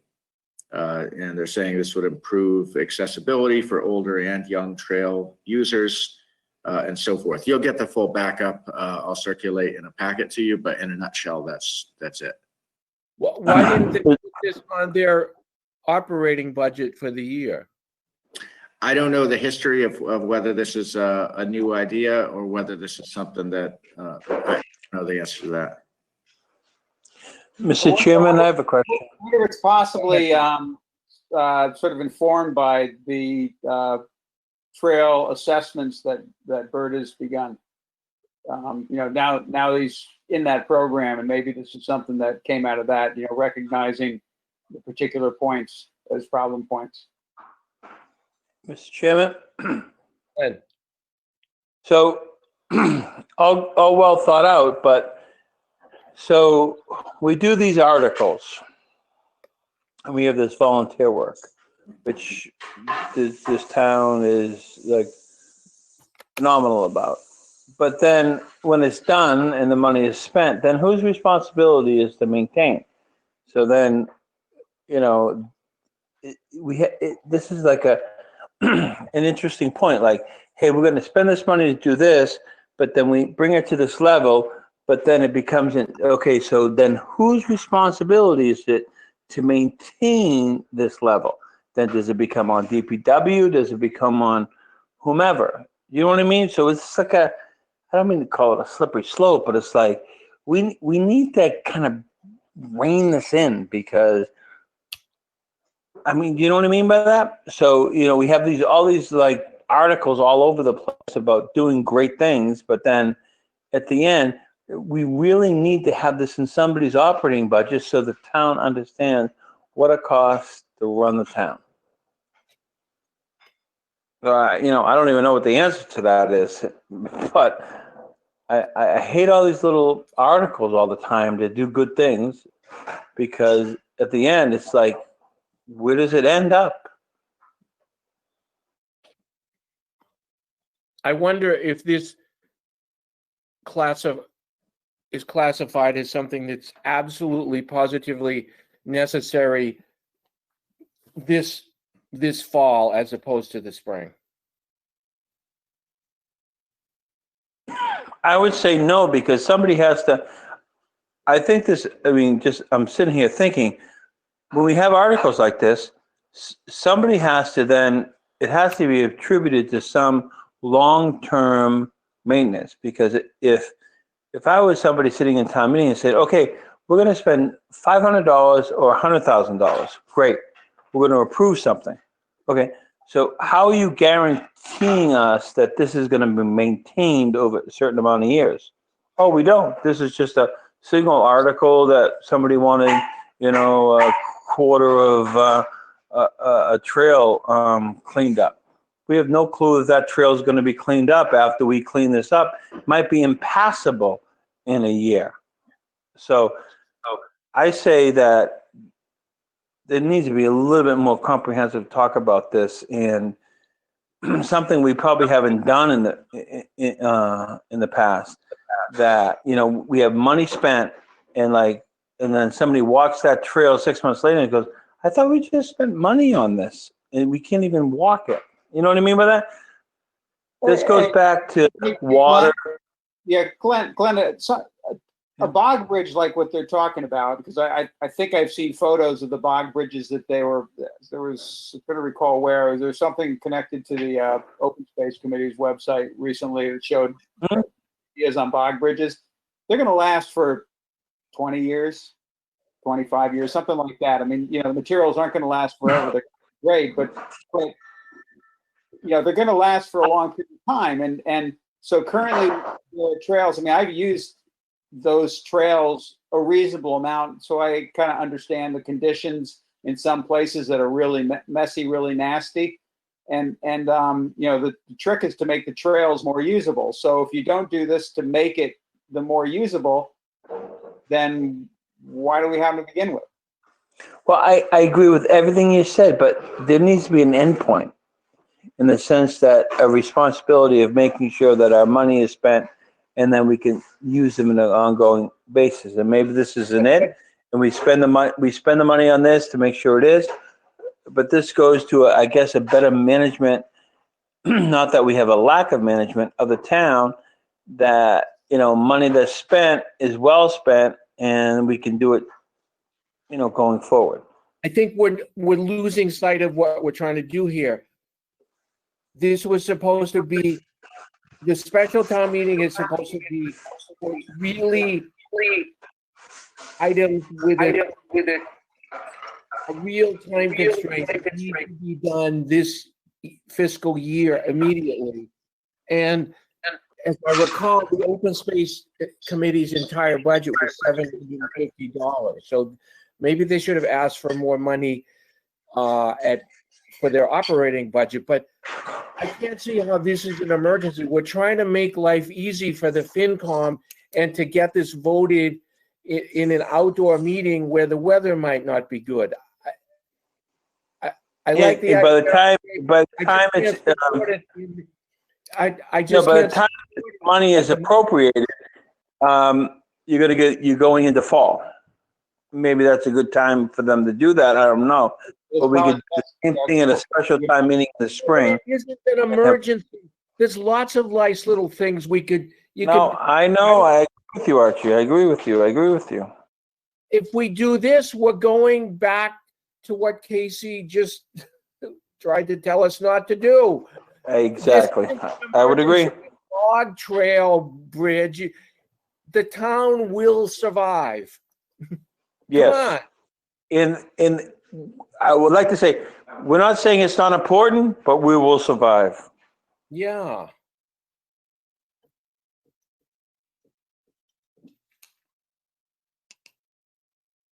Okay, next item.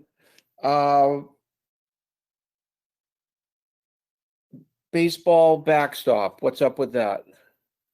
It's in pretty rough shape. The Park and Rec Commission has talked about it at their last couple of meetings. They've gotten some vendor estimates, and they had hoped that DPW might be able to do this in-house, but with the labor involved, doesn't really fit in with the work schedule.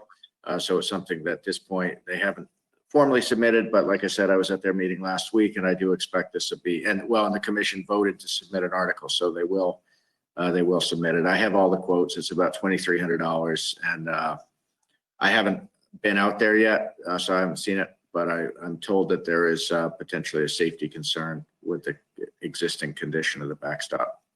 Which field? The Bachelor Street. I think it's the Bachelor Street. There are two.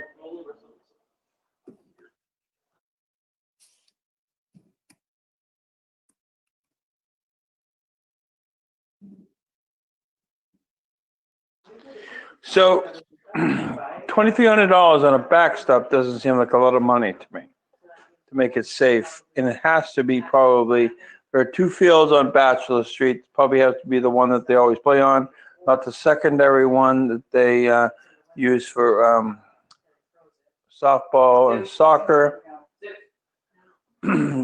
Are they telling us that if the money, I'm sorry. It's actually pipe safe. I was ready for next season?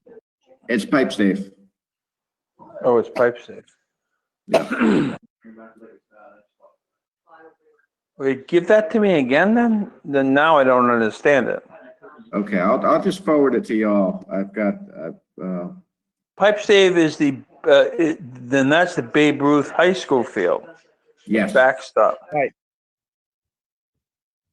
Okay, which. Is anyone even using that this summer? Yeah, exactly. Which isn't, yeah, exactly. All right, so I'm not sure. No, I'm complex. Yeah, but yeah, whatever. Maybe they're hoping that it'll be available to use next spring. Yeah, I mean, it's just so you know that I don't think our Babe Ruth doesn't do that. We let the Pentucket come up there and use like freshman baseball and stuff on that. But I could be corrected. Okay, so I absolutely know. I have no idea. But if it's something that has to be up in the spring, I have no problem. But I don't know. Because I have to be true to myself. If we're saying something that is not with the open space, with those bridges and the bog stuff, and then not you know what I mean? I can't like be, switching back and forth. If this is not a safety issue, then I'm not doing it. Exactly. Have to If it's $2,300 that they don't have to chase balls down that freaking hill, then, forget it. I ain't doing it either. Okay, we talked about the school stabilization money. No. A harbor committee funding for a potential mooring field study. What's up with that, Angus? So the Harbor Committee last September, after chewing on this issue for, I think, a number of years, signed a contract. Last September. I'm sorry? You're saying last September? Yes. Yeah, they Okay. approved some of the funds from the Waterways Fund, some of the one-time funds from the Waterways Fund to hire, I think it was GZA, I want to say was the consultant, for a scope to do an initial, basically feasibility study, very conceptual, of a potential mooring field and physically where that could fit and whether that could work. So that work is underway. I believe it's substantially complete, if not complete. However, it has not been presented to the Harbor Committee, so I don't have a copy of the report yet. But there is going to be, once that is done, there's going to be a next step of analysis if the town wants to take it to the next step. And that could include, for instance, looking at how would it work to actually create a mooring field, criteria for people to have. Rick, if you can mute yourself, hearing some feedback, I think. So I think I haven't seen the scope of what they would want to get done, other than that I think it's the next stage of thinking through whether that's feasible, including, for instance, looking at, what would allow, what would be the process by which people could get into the mooring field, and what would be the fee structure. Of course, you know me, so I've raised the question of who would implement that in terms of collections and that kind of thing. So I did ask, when I got the email from the chairman of the committee, Brad Dorr, back on August 5th, I did let him know we'd be talking about this in a preliminary way tonight, and asked if someone from the committee could present it because I don't know a whole lot about it. And I didn't get a response to that, but I can certainly invite them to the September 8th meeting and let them know that that's going to be really important if they want to have any, prospect of getting this on the warrant. Spring. Unless they come back heavy for your meeting in September, put it on the spring.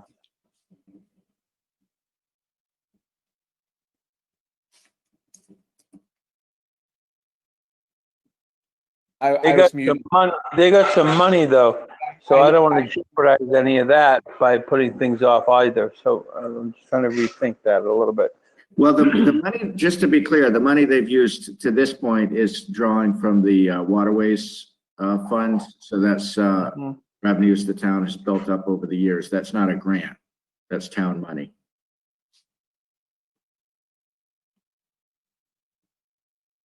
funded in part by, I believe it's 50% of the boat excise tax goes into that fund. Okay, I would say if they come back with a hard sell on the 8th, this is my opinion, then we put it on. If they don't come up with a hard sell, that, you know, it goes to the spring.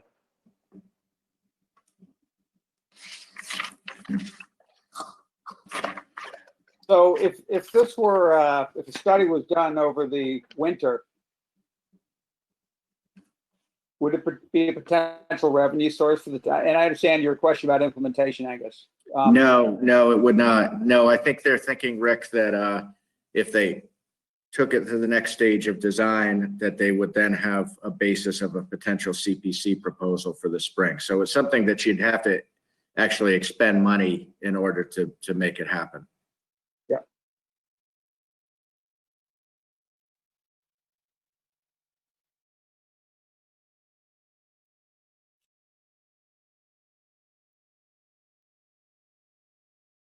All right, the next meeting, Angus, let's hear from somebody on that. Yeah, and I'll be, like I said at the beginning of this discussion, I'll be putting together a kind of annotated backup of all of this with everything that I have, some of which is, you know, obviously continuing to come in as recently as today. So, but I'll put together a packet so you have all of that in front of you.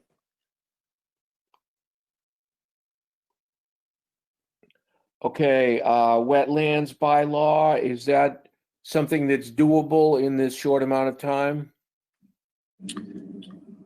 Procedurally, I believe it is. Whether it's you know, the right time is that's not for me to say, but it is on. How can we say no to the planning board, but yes to the wetlands?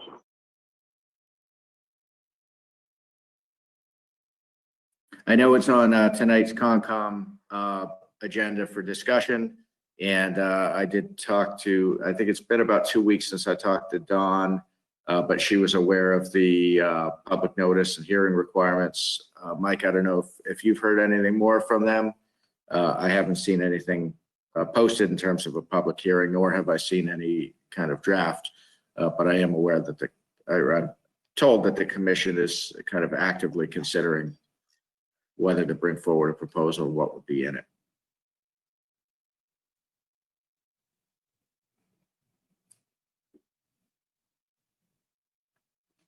You hear Mike? Mike McCarron? Yeah, I'm here. I haven't heard anything from them on that at all, so I haven't seen it. It seems like that might be something that would generate a lot of public interest. Right. And, Okay, you know, then let's push that off to the spring. Casey will smack us in the head if we do that.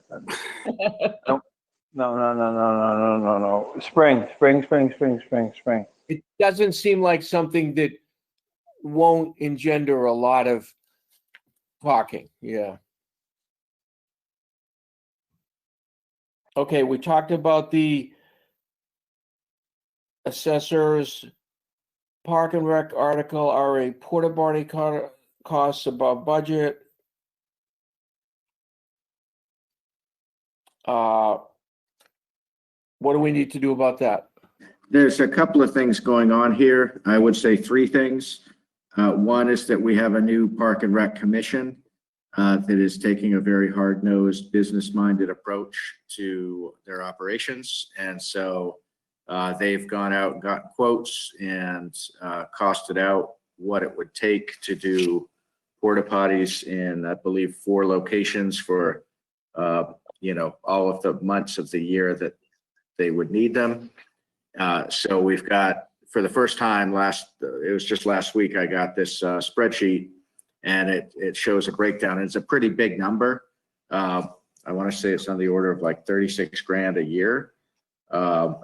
So that's the first thing that's going on, is you got personnel change on that commission, and they're looking at things newly with fresh eyes. The second is Stephanie did some research the other day on how did we pay for porta potties last year, and it was paid out of the revolving fund, which is funded in large part to field usage fees. We're not seeing the field usage fees this year, so there's not the same balance in the revolving fund. And the third thing that's happening is COVID and the enhanced cleaning protocols, where these porta potties now need to be cleaned daily instead of weekly. So that's obviously a cost driver. So all of that is adding up. I didn't put a number in the memo because we're not there yet, but it does look pretty clear that there's not enough money in the operating budget to provide the level of service on porta potties that Park and Rec expects. Actually, there was one other interesting thing that came out of last week's Park and Rec meeting, which is that I'm told one of the porta potties that was installed this past spring was basically done by Pentucket, kind of under duress, because they were getting so many complaints about the inadequacy of the facilities. So as of last, I think it was whatever night it was, Thursday night's Park and Rec meeting, people didn't know, was that something that could be relied upon for this year? Was that a one-off? So basically, I've got a lot more questions than answers on this, but that's what I know.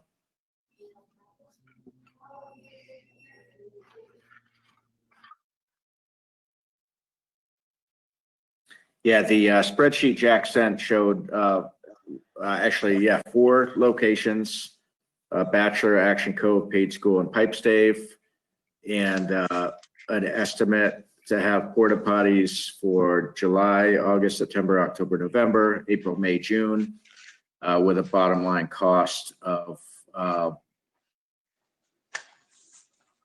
just short of 40.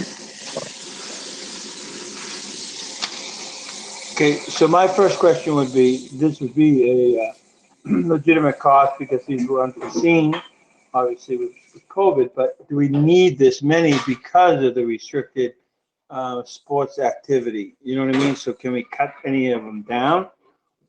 Or this seems legitimate to me because of unforeseen,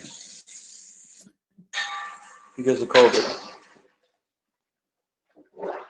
And I'll also say the COVID portion of the cost is going to be, we believe, eligible for payment or reimbursement from the feds, but that's only a portion of the shortfall.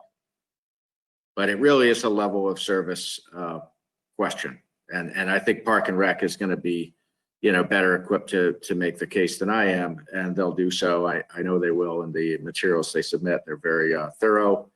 And they'll spell out in detail what the situation is.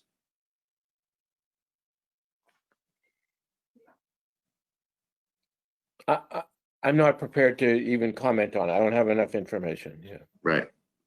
Yeah, and tonight, the purpose of tonight's meeting was just to share, this is what's on the radar. And anyway, I was not expecting the board to, take positions on articles one way or the other, of course, because you don't have them in front of you. Well, I guess we shouldn't, but at least we could say that one we don't want maybe tonight, but this is one that I would think we would need more information on.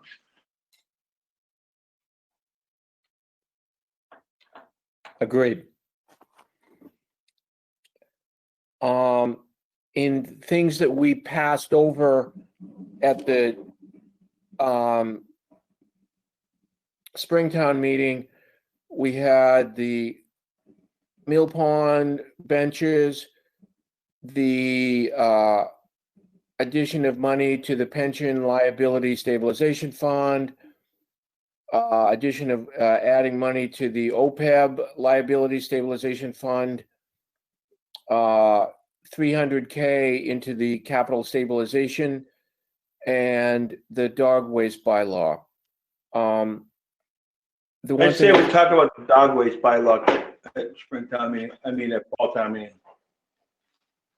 Well, look what's happening at the reservoirs, and that's, but I'm not going there. Let's do it.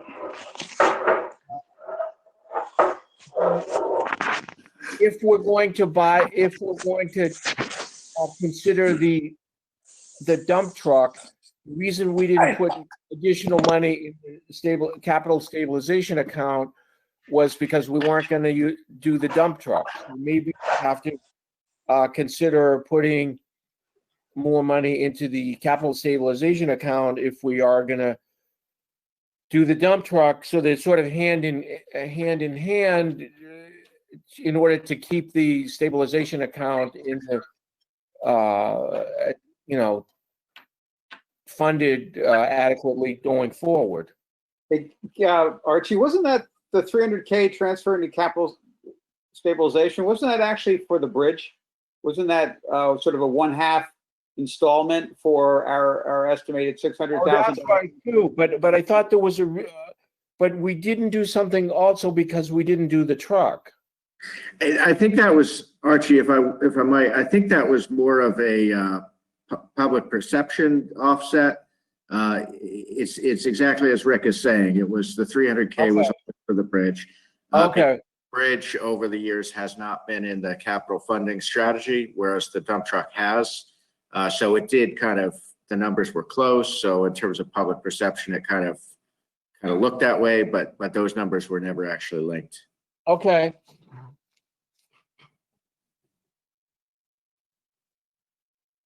How do we feel? I guess the issue would be the progress of the bridge. Or do we think we're going to need it yet? I guess that's the question.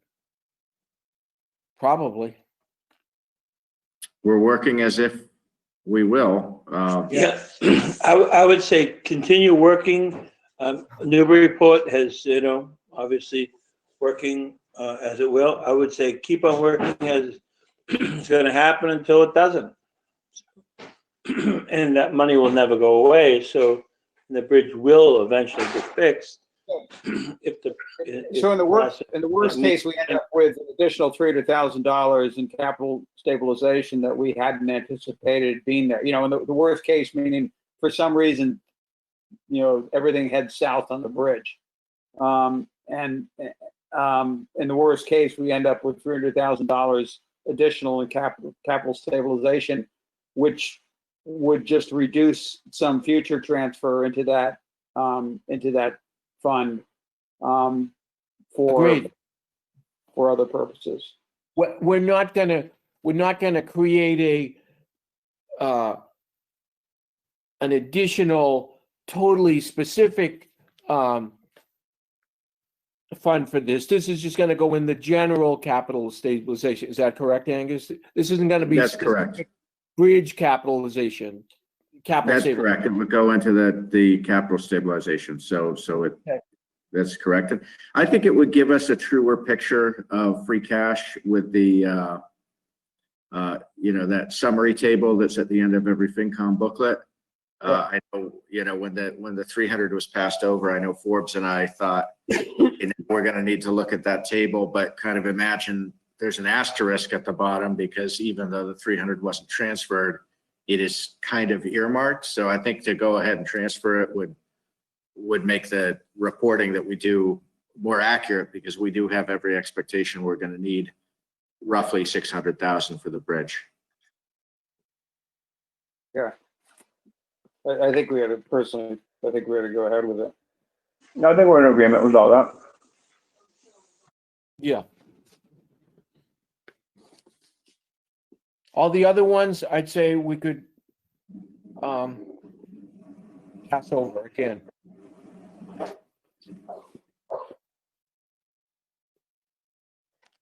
What do you think, Glenn or Rick? What about those two other things?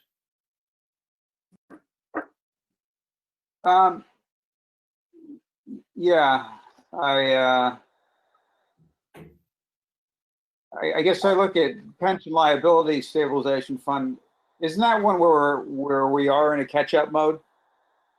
Well, yeah, but we're putting in extra money that no other city in Essex County is putting. We're putting in more than Essex County is asking us to put in. So we're being. Really?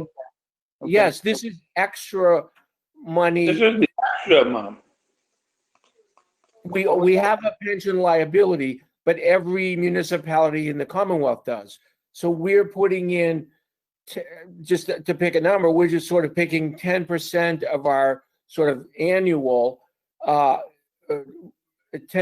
additional of our requirement in there. So we're going above and beyond. So this year, I don't think we need to go above and beyond. Because the state has pushed us out because they made a realization that the other states can't actually keep up. So, you know, they keep on pushing it out. Oh, you have to do this in 20 years. You have to do this in 30 years. You have to do it in 40 years. But we've been actually diligent in trying to do it within a smaller time frame. Yeah, and hopefully we won't be penalized because we're you know, ahead of the game a little bit. I would also note that this will be a, you know, recurring article next spring. And, you know, you could, since next spring is within the same fiscal year, if you felt, you know, you could always increase that amount and it would have the same effect in terms of the account status as of June 30th. Oh, yeah. That's a great point, Frank. Then let's wait. Yeah, Archie, I'd agree with you that the rest of them we should pass by.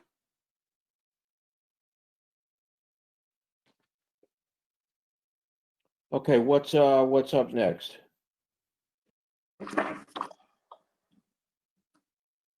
We're all gonna vote to turn down Angus's vacation request. No, I think it's better that he only can take half days.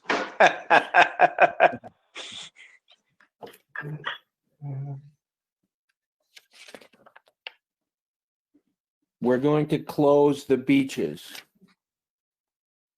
Okay.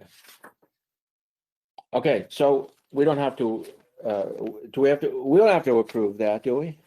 No, not the vacation request, but under the Town Manager Act, it does provide that the board can designate, the board either collectively as a board or can designate a designee to sign warrants. And I did review it with Stephanie, and I think it would be smart to designate a board member to sign AP warrants while I'm out.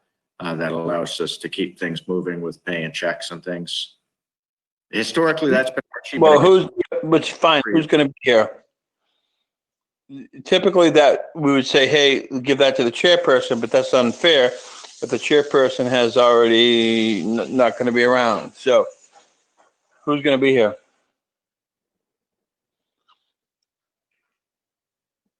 I guess I will. Who's I will? Is that Rick? No, that was Archie. It said, no, I'm just kidding. Yeah, that was. Archie, you going on vacation too? Good for you.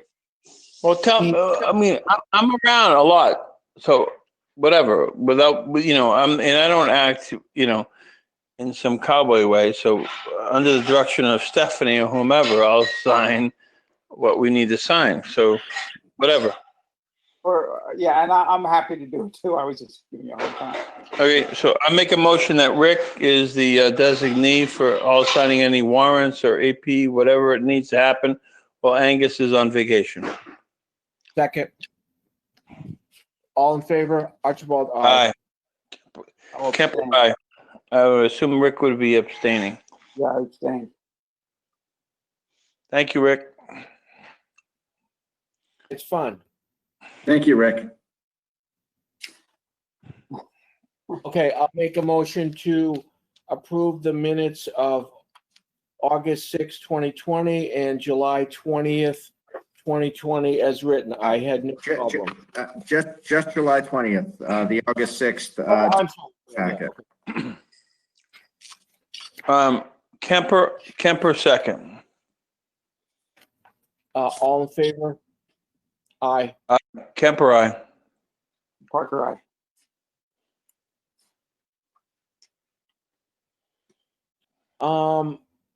Okay, Angus, update on the bridge. What's going on? So as you know, BSC Group is the design engineer. They were retained by Newbury Port back with the Small Bridges Grant. And so I've been corresponding with them and with the city engineer terms of, how does that work where their work up to this point is funded through the small bridge grant that Newburyport got. At some point, we're going to need to start incurring some design costs for design, engineering, and permitting. And so I've been asking, does it make sense that basically they draw down their grant to zero, or actually not, I should say, roughly of the 500,000, got roughly 50% was allocated to design, roughly 50% toward construction. So if they go down, all the time, then they pass the baton. They pass the baton, we pick it up. But it turns out it's actually going to work better if we execute a contract with BSC sooner than that, because the small bridge grant is very prescriptive in terms of that funding, what stage it has to go toward in terms of design, permitting, and so forth. So the recommendation is that we go forward with negotiating a contract with BSC, which would then allow, once a contract is in place, we could start absorbing some of the costs. I think that's going to work better with the overall grant administration for both sides, both because Newburyport, can't just spend it all and not get to permitting, for instance, because a stipulation of their small bridge grant is that some of those design funds are earmarked for permitting. On our side, the benefit is two things that I see. One is that we start to show financial activity in our MassWorks grant, which I think is a plus because, as you know, we have quarterly reports we have to file with the state. So we want to start showing some activity.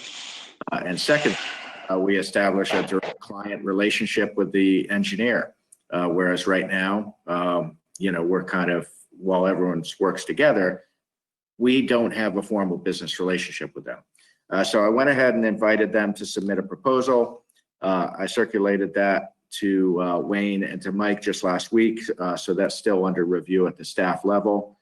I don't know, if Mike has a comment on the process, but I don't believe that this is something the board would vote, although we're happy, I want to be totally transparent, let you know what we're working on.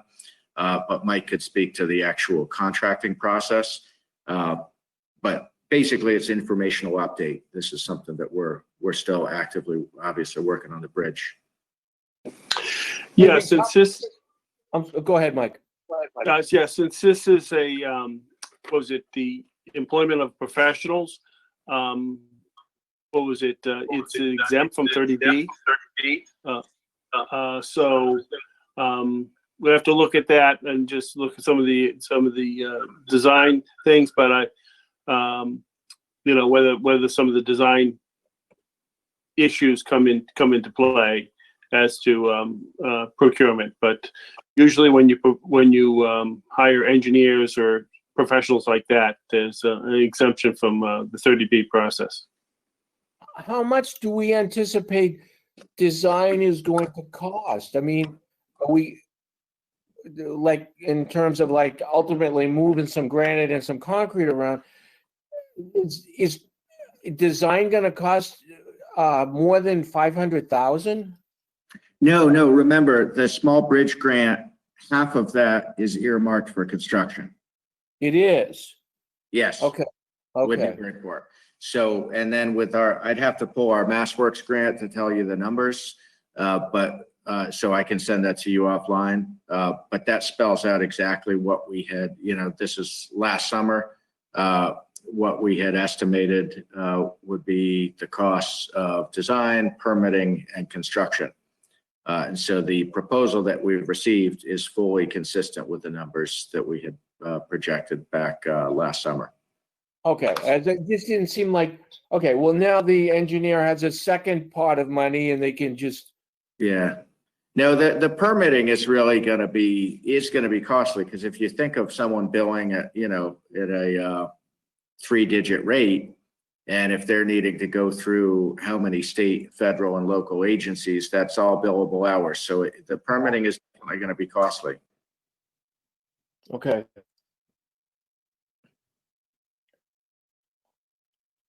But yeah, the MassWorks grant, which actually I believe is probably posted to the town website. linked from the DPW page. I think we posted the full grant.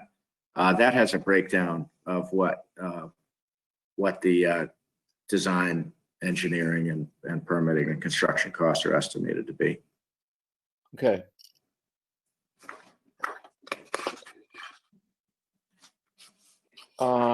Paid school playground. I didn't put a written update, but this is actively underway in terms of working with with Wayne is really managing this process, and we've had a couple of meetings and conferred with the principal, including on site. We've met with a couple of prospective vendors, and we're working to prepare a scope. It's not going to be a formal bid process because both of the vendors we've corresponded with are both on pre-qualified purchaser or vendor lists, so could be hired with no bid. But we've made the commitment right along that we're going to seek multiple proposals. So Wayne is working with my input and the principal and some of the parent groups and some of the feedback we got through the process to draw up a purchasing document, and we're eager to get that out on the street so we can start to get some proposals back. And I think what we're going to get is probably a couple of pretty different design ideas, which was part of the goal, because we want to get the best value, but we also, of course, want to get the best product. And the CPC proposal was based on one vendor's estimated budget from last winter. Who knows with COVID, maybe people might sharpen their pencils. We might be able to get more for the budget, or best outcome would be, of course, to come in under budget. So. Okay.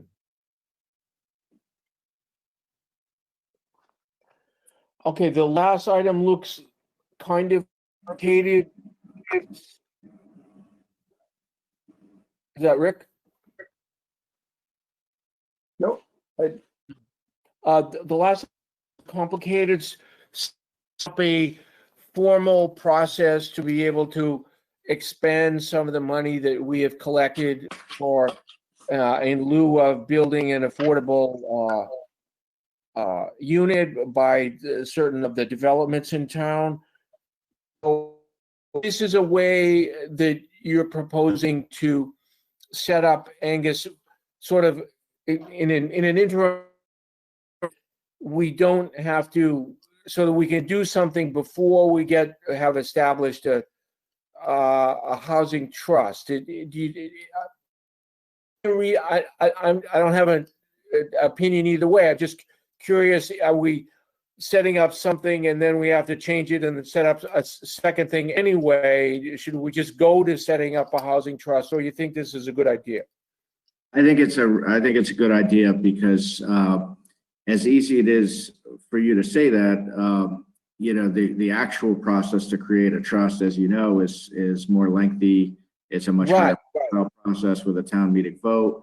And so, I don't know when that bylaw was voted to create that fee in lieu, but I'm guessing it was probably 5 years ago. So here we are 5 years later, the bylaw to regs. Yeah. To this day, there are no regs. So I'm looking to get something done because, at any day we could get a call that there's one of these units is going for resale, and that sets into motion major responsibilities that my office is neither staffed nor trained to do, which is a huge problem. I mean, if that happened, I would have no choice but to go for a reserve fund transfer. There, we just we can't pre-qualify tenants and do all this stuff. It's a huge amount of soft costs. So that's panic is kind of what's driving me, is we're sitting on this money. We have needs for the money. We can't expend the money without a legitimate process to expend it.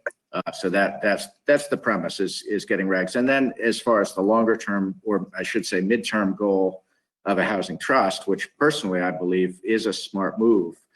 I know from having been involved with both the proposed creation of a trust as well as staffing a trust in my prior jobs, it is, there is a learning curve on the issue.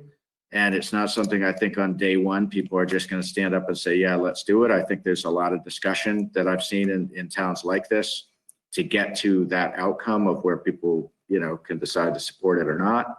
And I think that we would benefit from some technical expertise on how to set up the trust and how to make sure that it is actually resourced properly to actually function as a trust and not simply be, another committee that's looking to either me or McCarran or Leah to do the work. None of the three of us have the time. So we need to set this up. And if we do set it up, we need to set it up in a way that it can actually function.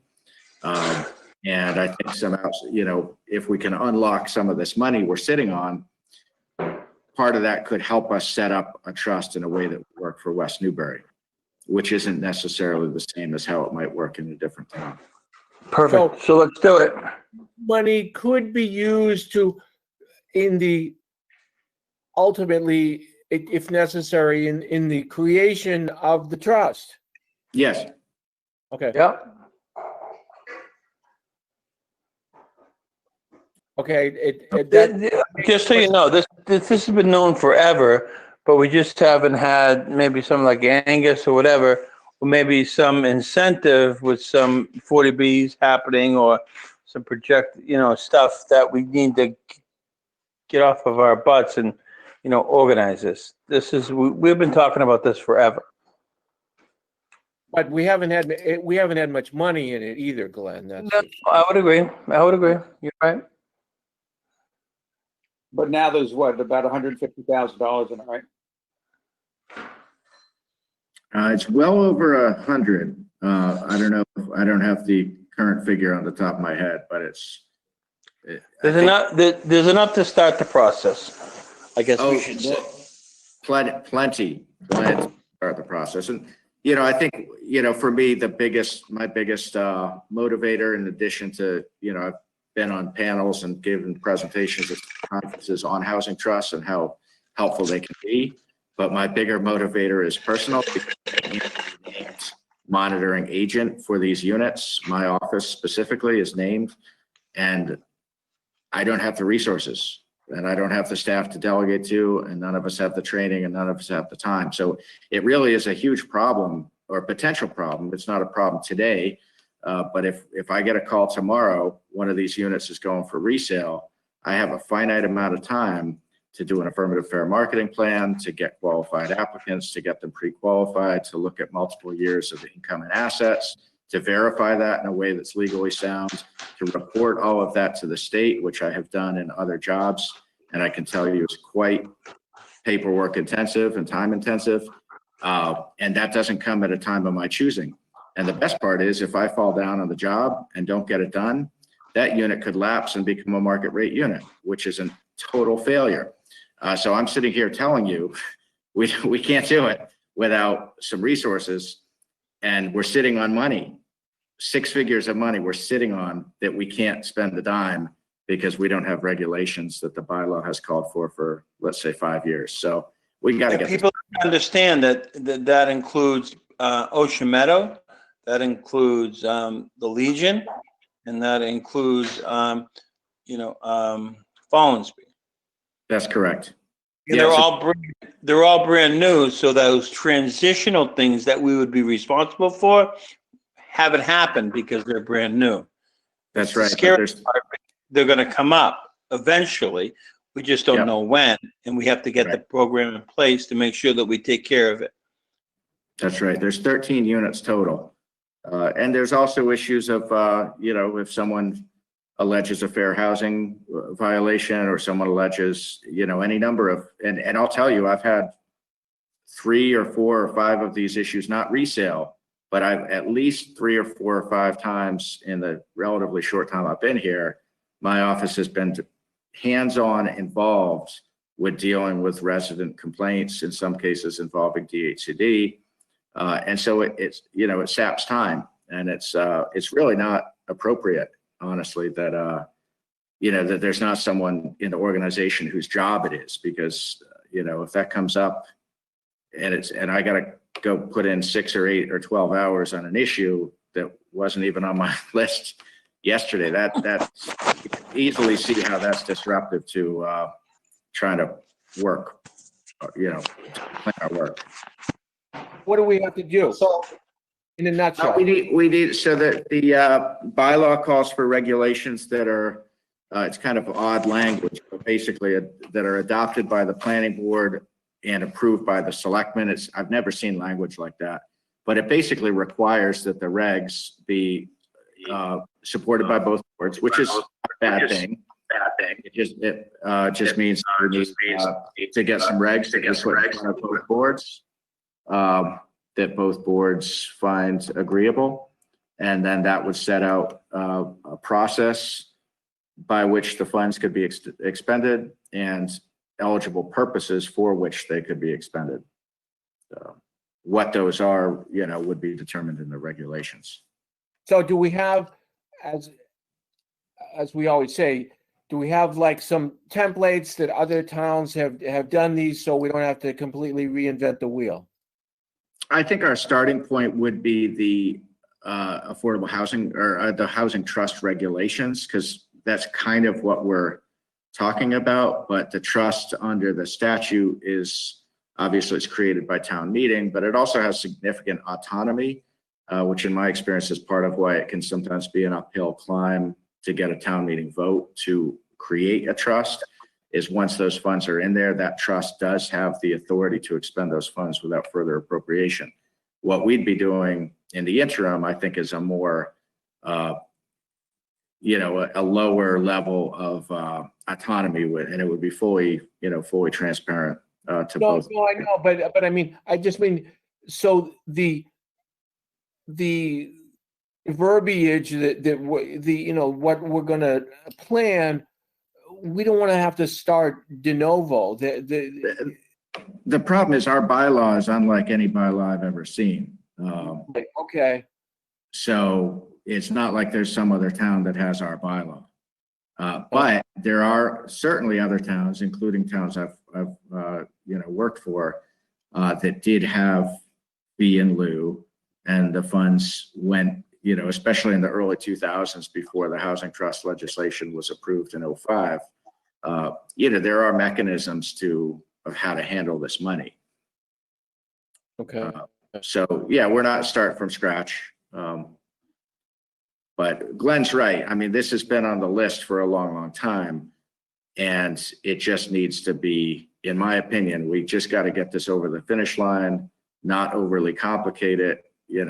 If we try to do something, we could spend a year and a half at this, but I think we could spend 3 or 4 months at this and just get it done, honestly, if we're in alignment with the purpose of it. You come up with the regulations. The planning board, the selectmen say, okay, we're good with this. So then we just start using it, or then do we have to go to town meeting after that again? It's not town meeting, not town meeting. Okay. And then ideally we could use I think we have to all understand it's inevitable that we're going to have to start managing these units. I mean, I think it's also new that we don't realize the impact to the town of all these new units in town, but there is going to be a time where we're going to have to start managing them. So this is a good forethought in that respect, that we have to have something in place, and maybe some outside people that are going to be able to help us, because it's inevitable that we're going to have to start doing this. We're already there, Glenn. There's already requirements for annual reporting, which to my knowledge never happened from Ocean Meadow to today. So is this something that is somewhat in the housing authority's purview, or no? No, these are all under the so-called local initiative program. Nothing whatsoever to do with the housing authority units. No, because they haven't taken them in, Could it be in their purview is what? If they chose to take on the administrative burden, I can tell you, that's. I'll give what you a we good did. example, Archie. Remember the ones up at Page School? It took us years for them to be able to get into that administrative purview, because then we had to do the house, Yeah. you remember that? Remember the process that we had in place for them to be able to take that over? And That then took years. in the interim, we were paying them to be able to do the qualifications for individuals, potential individuals for stuff up like there. So there is some administrative cost, obviously, but we were paying them to do that until they would take it over. And we had to do all those capital costs to that building before they would take it over. So this is something we have money, we need to do it. We need to get together with the planning board and do this. This isn't something might happen tomorrow, but just so we have the flexibility, so we don't have to bog down the staff that we presently have to do the necessary Okay, things. so who's gonna ride this horse? How are we gonna get this going? It's already going. This is just tonight for an informational update, but I'm working actively with Leah, and she's brought it to her board twice this summer. This is the second informational update I'm providing to you. Once we have a draft, we'll bring that forward for public hearing. But we wouldn't do that until myself, Leah, and Mike McCarron all felt it was a sound draft. So this is really, this is something we're, at a staff level, we're looking to get done. We can't put it in place without the board votes, but we've got to get this done. Just as a quick, as far as the housing authority in Westford, when I was there, the town actually did contract with the housing authority to provide staff support to its housing trust to the tune of about $32,000 a year. And that did not include the cost of pre-qualification and lotteries and, all of that. That was a separate expense. But in exchange for that, the housing authority director staffed the trust, maintained all their records, did their minutes, did their postings, basically was the staff support to the town's trust. Obviously Westford's, 5 times as big as we are and had a huge amount of development activity, but it was $32,000 a year that they paid the housing authority to do that. It's not a small amount of work. Yeah, I'm going to be the devil's advocate. This is something we totally need. I wish we had yesterday, but is there something, to go back to Archie's thing, is there something that we can get all together with 2 boards and have them voted by fall, or is this something that we're being a little too ambitious with? And, let's not waste the time now and just, make sure we do it right in the spring. I don't care either way. I want it done as sooner the better, but you understand my point. I do. I mean, I've been talking about this with Leah and with Mike McCarron since probably my first month on the job. I think it was fairly soon in my tenure that with the Drake's Landing units that the Board of Selectmen had to vote to approve the regulatory agreement, the deed restriction, the affirmative fair marketing plan. And I'm very familiar with how all that works from my prior jobs where I've really specialized in housing. And the board had to designate the monitoring agent. And the board itself is the monitoring agent for the projects that preceded me, the Ocean Meadows and the Fallensby. And for those Drake's Landing, I was named the monitoring agent. It happened, I'd only been here 2 or 3 months at the most. And so I was kind of rolling with the punches, but I was kind of like, whoa, what just happened? Because I know what that takes. And I never told you I had the time and resources or training to do that. Angus, can you garbage disposal? It's important. What? Can you fix a garbage disposal? Yeah. Right. So, desperate times, we had to get it voted. Okay, I understand all that. Perfect. So Yeah.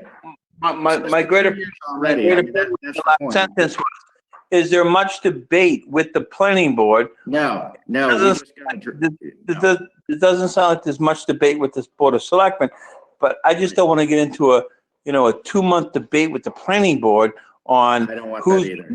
it and who's going to dot the I's. I mean, so if it seems like as smooth as it seems to be, let's do it for fall town meeting. But if we're gonna No, get it's into not a a year, town meeting issue, Glenn. It's not a town meeting issue. That's the point. oh, That's Okay. the beauty of it. Yeah, no, it's not, this is not something we're trying to turn ourselves inside it. So this will go on this schedule it goes. You know, I'd love to get it done this fall. If it doesn't, it's not a town meeting issue. The bylaw that authorizes the adoption of regulations was adopted many years ago. And unfortunately, it had the effect of locking up those funds. So the monies have come in as was intended, but until regulations are in place, those monies are locked up. So it doesn't need a town meeting vote. It's it's really a housekeeping issue in my view. okay, let's do it. Yeah.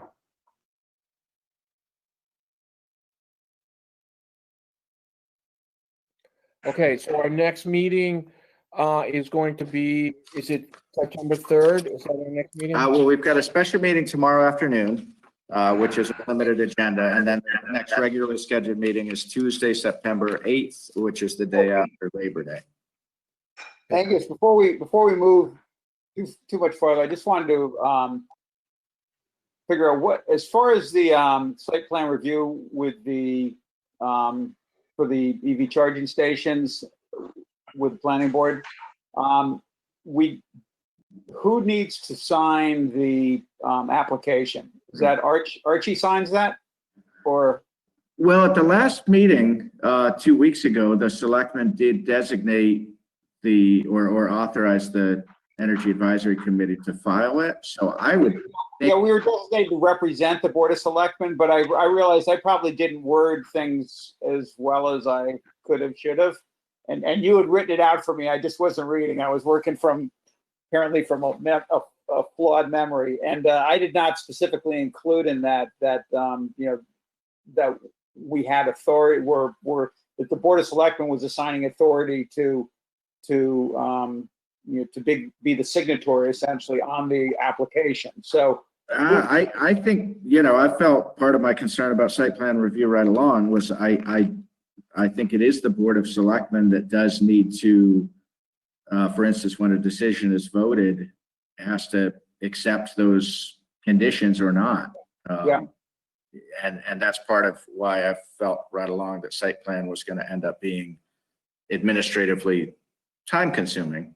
Yeah. So I think if, maybe the best thing would be if the full board signs the application if it's complete. okay. But that can't be any sooner than September 8th, or maybe it could be The later, hearing, but I believe, is posted for September 1st. Is that right, Rick? September 2nd. September 2nd. Let me check. I think it's September 2nd. Because the first is election day, and we can't have a public Oh, hearing. that's right. That's right. Yeah, that makes sense. I was thinking it was a Tuesday, but that makes sense. Yeah. So, Yeah. So we don't have another. so then we would look at it and vote on it on our next meeting on the 8th. Does that work in line with you, Rick? Well, yeah. The only problem is that it's an application for site plan review, and the site plan review public hearing is on schedule for the 2nd. So we would be signing it after the public hearing, which wouldn't really make sense. It's not a valid. But I thought we get the public hearing in, listen to the comments, and then we, as a selectman, look at the site plan review with the comments and then vote on it, or sign it, or whatever the proper thing is. So to me, it sounds like it's the proper process. well, but the planning board, in order for them to find it's a complete application, they would always look for a signature from the author, from the applicant. Yeah. So that. Well, I got that, but so if the public hearing is on whatever the date is, the 3rd, then we take all that information in and then we look at it, because isn't the public hearing the part of where we take the information in and listen to people? And then we would make our whatever. It's the planning board's public hearing. As Okay. the granting authority. So what Rick is looking for is the board's endorsement of the actual application material. Oh, beforehand, Application. Correct. before they make the public hearing. I got it. Okay. So I would, Well, isn't, That as an emergency item tomorrow that has to be done. It's the application. Sign the application. seeing as this was not foreseen, can I make a motion that we authorize Archie as chairman to sign it? And it should be available in the next few days. I mean, Leah was putting it together. Is that reasonable from your standpoint, Archie? Yeah, but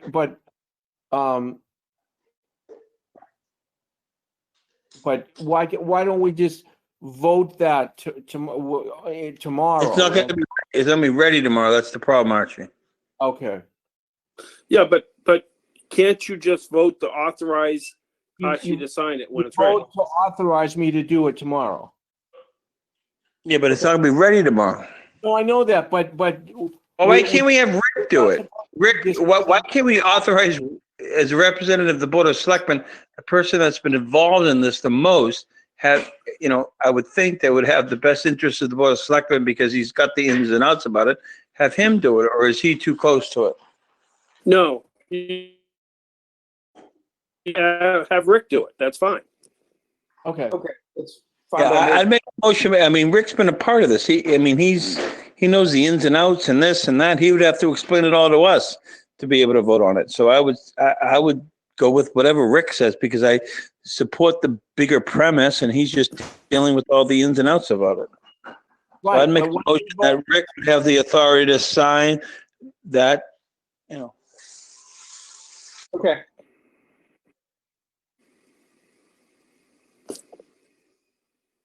So I have no problem with that, but You- we can have you- that on agenda, that's all. I'm sorry, say that again, Archie. I couldn't hear that.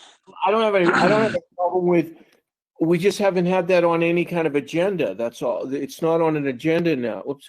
Well, we did have at the last meeting, we did have the board authorize the Energy Advisory Committee to basically represent the application with the planning board. Isn't that right, Rick? Yeah, exactly. And my motion was incomplete, Archie, because Angus had even put it in writing that, sort of two alternatives. And I only expressed half of the alternative that I chose when I made the motion, and it didn't, chalk it up to bad memory. In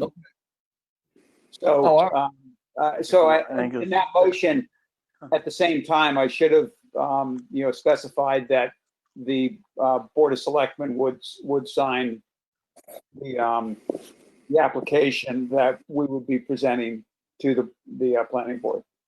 Okay, well, I mean, you know more about it than completely. You should look it over and. Okay, that's fine. I'm not objecting. I was just trying not to do a power play. So,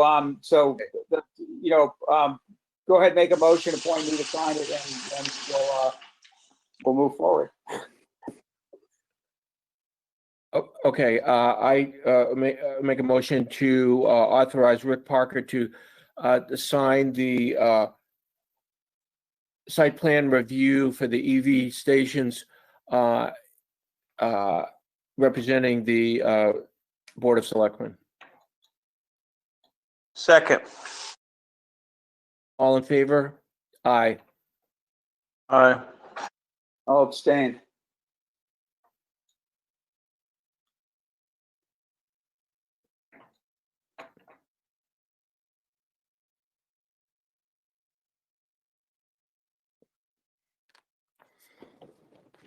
Okay, are we good? Thank you. Make a motion to adjourn?